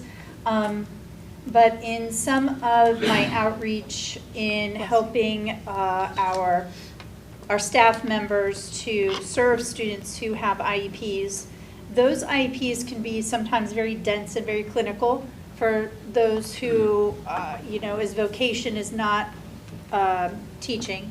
And so we're looking for perhaps a summary of how the IEP or the needs of the child impact, let's say, the bus driver, the teacher aide, or what needs to be done on the bus, or if there is a special consideration in terms of interacting with a student in the lunch line.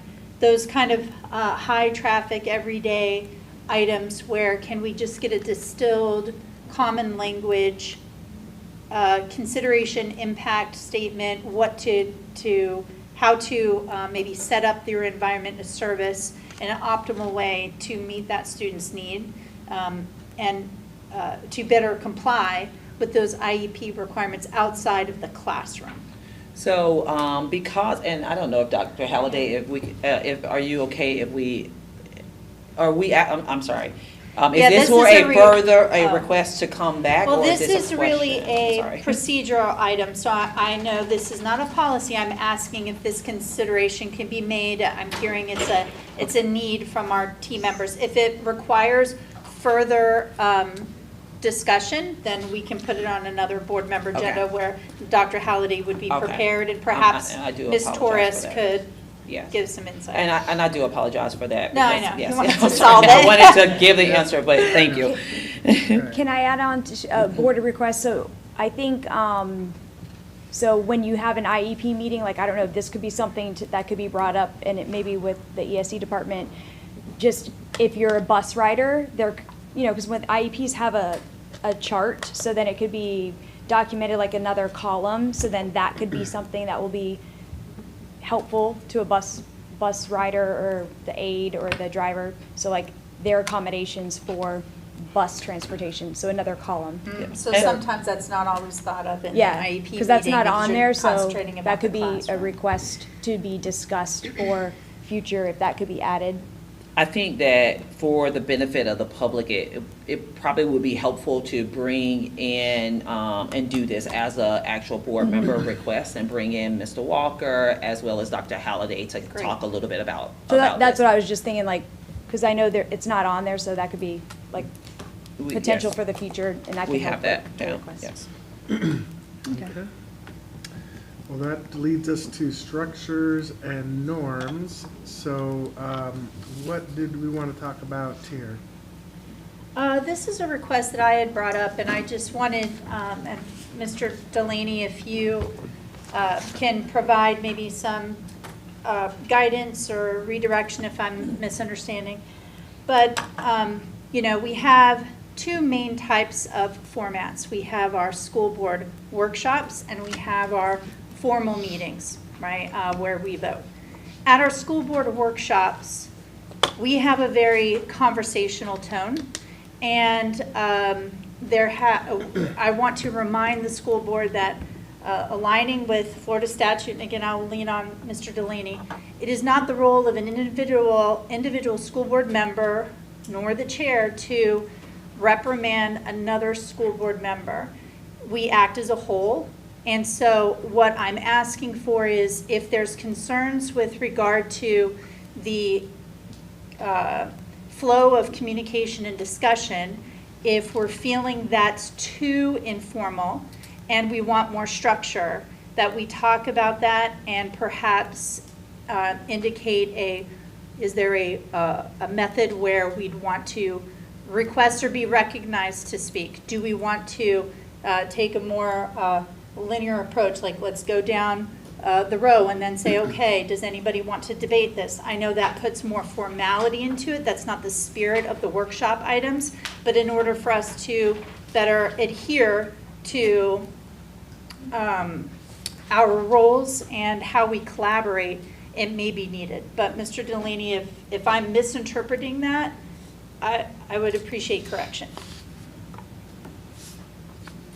No, I wouldn't say that you've misstated anything about the law. I think the chair of any organization has the somewhat thankless task of trying to wrangle the discussion and to provide some level of structure to it, but also make sure that every member of the board has an equal opportunity to provide input.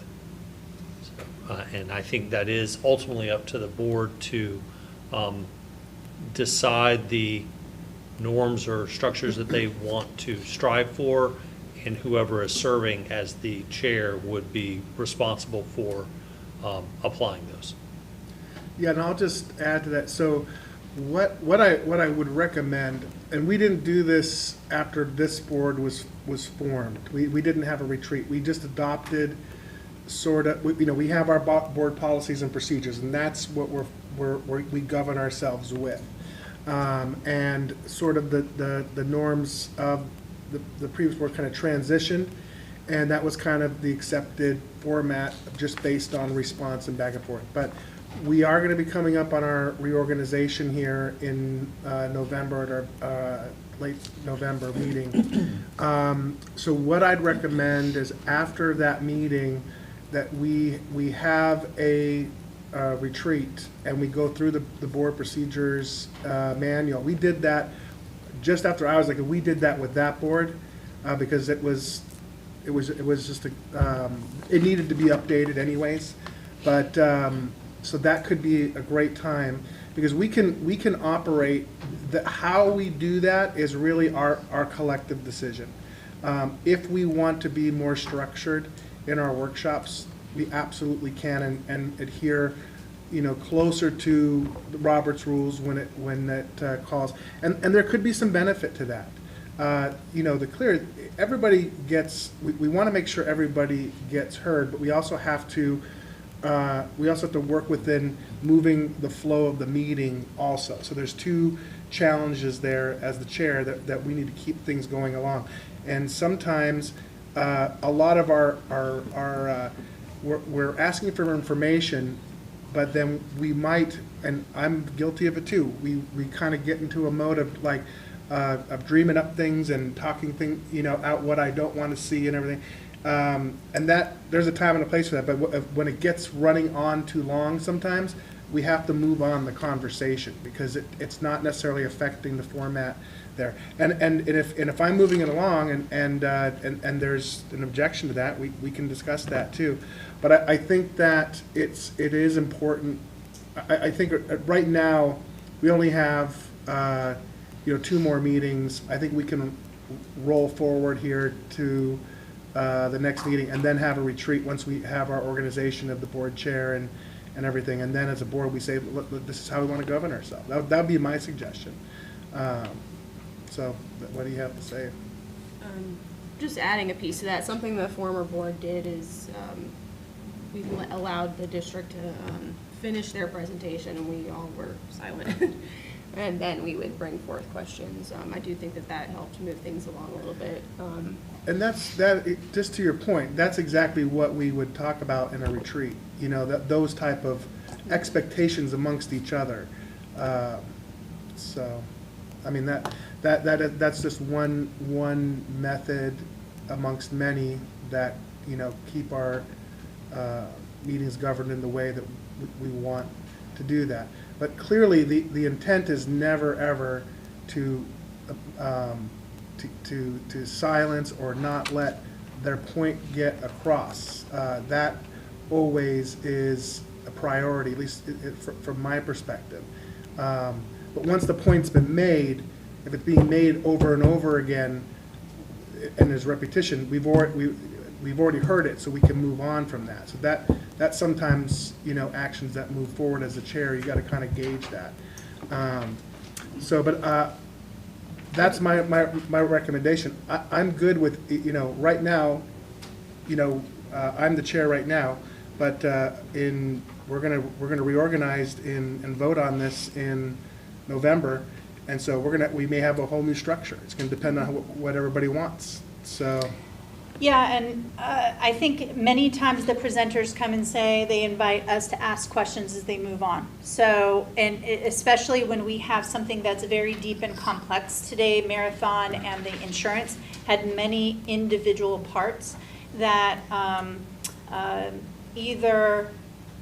it could be beneficial to ask those questions in the moment, not just for us, but for the benefit of the community. I do appreciate when, well, let's say where it is a call to mind to say, is there any new stances or information not yet stated to move us forward? I think I have, for me personally, I have less of an issue with, hey, let's moving us along, but there have been instances where we have a very conversational tone in one moment, and then there's an admonishment the next, depending upon where that difference opinion might come from. I'm just calling as a reminder, you know, that's not the role of any individual board member. If there needs to be action against or to change a board member's behavior, comment, input, then that is something that the board as a whole, right, there should be a motion that's brought together to say whatever it might be, and not to individually admonish folks is what I just want to call. And that's what I think is having that discernment between, or a trigger for us to say, are we having a conversation right now, or are we going to have I want everybody to discuss their concerns, and then we wrap it up, and we want to have almost like a platform conversation. Mm-hmm. Well, you know, I'll just share with you how my mind works in the flow of a meeting. Is that, you know, when we have presentation, and as they're giving us that presentation, sometimes we may need clarification of understanding, right? So they give us a number, and it doesn't quite connect the dots, right? And we say, okay, well, I don't understand it. Can you connect that dot? I'm thinking that's helping move that conversation forward. But then the more robust conversation is a collaborative one toward the end of the presentation, because then we've gotten all the data. So when you say, like, you know, I don't understand that, but then if in the course of it, it's like, well, I don't want to see this happen, this happen, this happen, this happen, and I wish this would go this way, this way, this way, that's stalling the presentation from staff. So I'm trying to move staff in so we can get all the information, and then a more robust discussion once we have all the data. So I can see where you're saying, you know, sometimes we're in a conversation, sometimes we're not. That is how, in my mind, is working to move the meeting along. It's not to say, hey, I don't think that your point is valid, or those directions or concerns shouldn't be heard. It's just the matter of the timing of it, so that we can move through that presentation, and all of us can glean all that information, and then have that sort of, you know, collaborative discussion of the data we just received, if there is any, you know, beyond that. So whether or not that registers for the rest of the board, that's how my mind is working while we're all working together here. But again, these are great, you know, suggestions that are being brought up, and I do believe they're worthy of us having a board retreat. This is a normal thing. We don't have to do a board retreat once. It's kind of been once a year. Why didn't we do one? We just, it was just, we didn't feel that, you know, We're was working on policies and right. We were everything. working on a lot. I mean, let me tell you, you guys came in and took a lot right away. So, but you know, we have been. I believe overall we have been working really well together as a board in general. But it's not a prerequisite you do it, but we had that, you know, when we sat down, when you guys were first elected, and I went over the procedures manuals with you and walked through it, that's what I'm talking about. So if there was some things that you objected to in that review, that would merit us to get together, because we have to agree on how we're gonna move forward. But everybody seemed happy with the board procedures. You had gotten them before, we reviewed them, you had them after, and then we started working off of them, and there was really no objection, you know, until now, so. But it doesn't, that information doesn't tell you about timing of questions, or, you know, let's say that you want to debate in an informal meeting. There's very clear directions on debating in a regular school board voting meeting. So what I would just ask is, because my mind does not work that way. My mind is, I want to understand from the top to the very, very bottom as you're presenting this information, so I can understand how things connect together, and that way I'm comfortable with whatever decision I'm going to make and be able to explain it to anybody who's going to press me on it, and I can defend my position, right? So, you know, that's just my difference. Like you said, I respect how you work. So what I'm asking is, if there's a situation where you're saying, hey, this is going to be meaty, and I would prefer for us to let them present, can we have that cue at the beginning, and then we open up that conversation and we cue? Let's have a conversation or cue. I just want to hear everybody's individual ideas to determine where we are before we open up kind of some digging in deep to uncover what's going on with everybody's feelings on this particular topic. Yeah, it's just, what I was saying there is not individually as how I would want to leave this room. It is how we're, as the chair, addressing the flow of the meeting. I believe that you can still achieve the same thing in the structure that I said. You know, you have clarification, you write down on, that's why we have these pads out to write down the notes, so that we, in the end, we can remember to have that deeper dive with staff collectively. Because a lot of times, a lot of the questions we answer will be answered as we go through. But that again, like you just said, it doesn't say that, because that's not how we operated before either. The previous board, we had the same similar structure. So that's why the retreat, I think, will answer a lot of these things, and we can really sit down and hash out the details like we're talking about here. So I think that's where this best is going to be solved, and we, at the end of the day, we all sign on to it and say, this is how we want to do it, and that's it. I have one So- last comment for consideration. I understand what you're saying in terms of taking notes to do my homework, right? No, not homework. But what is not able to do, what we can only do in this setting is to understand each other and where we sit as a whole. The question she asks gives me intimation of what she's thinking, right? Somebody's tone of voice. So you know, it also helps you determine the particular success of maybe a proposal that you might put out there by reading the conversation that happens.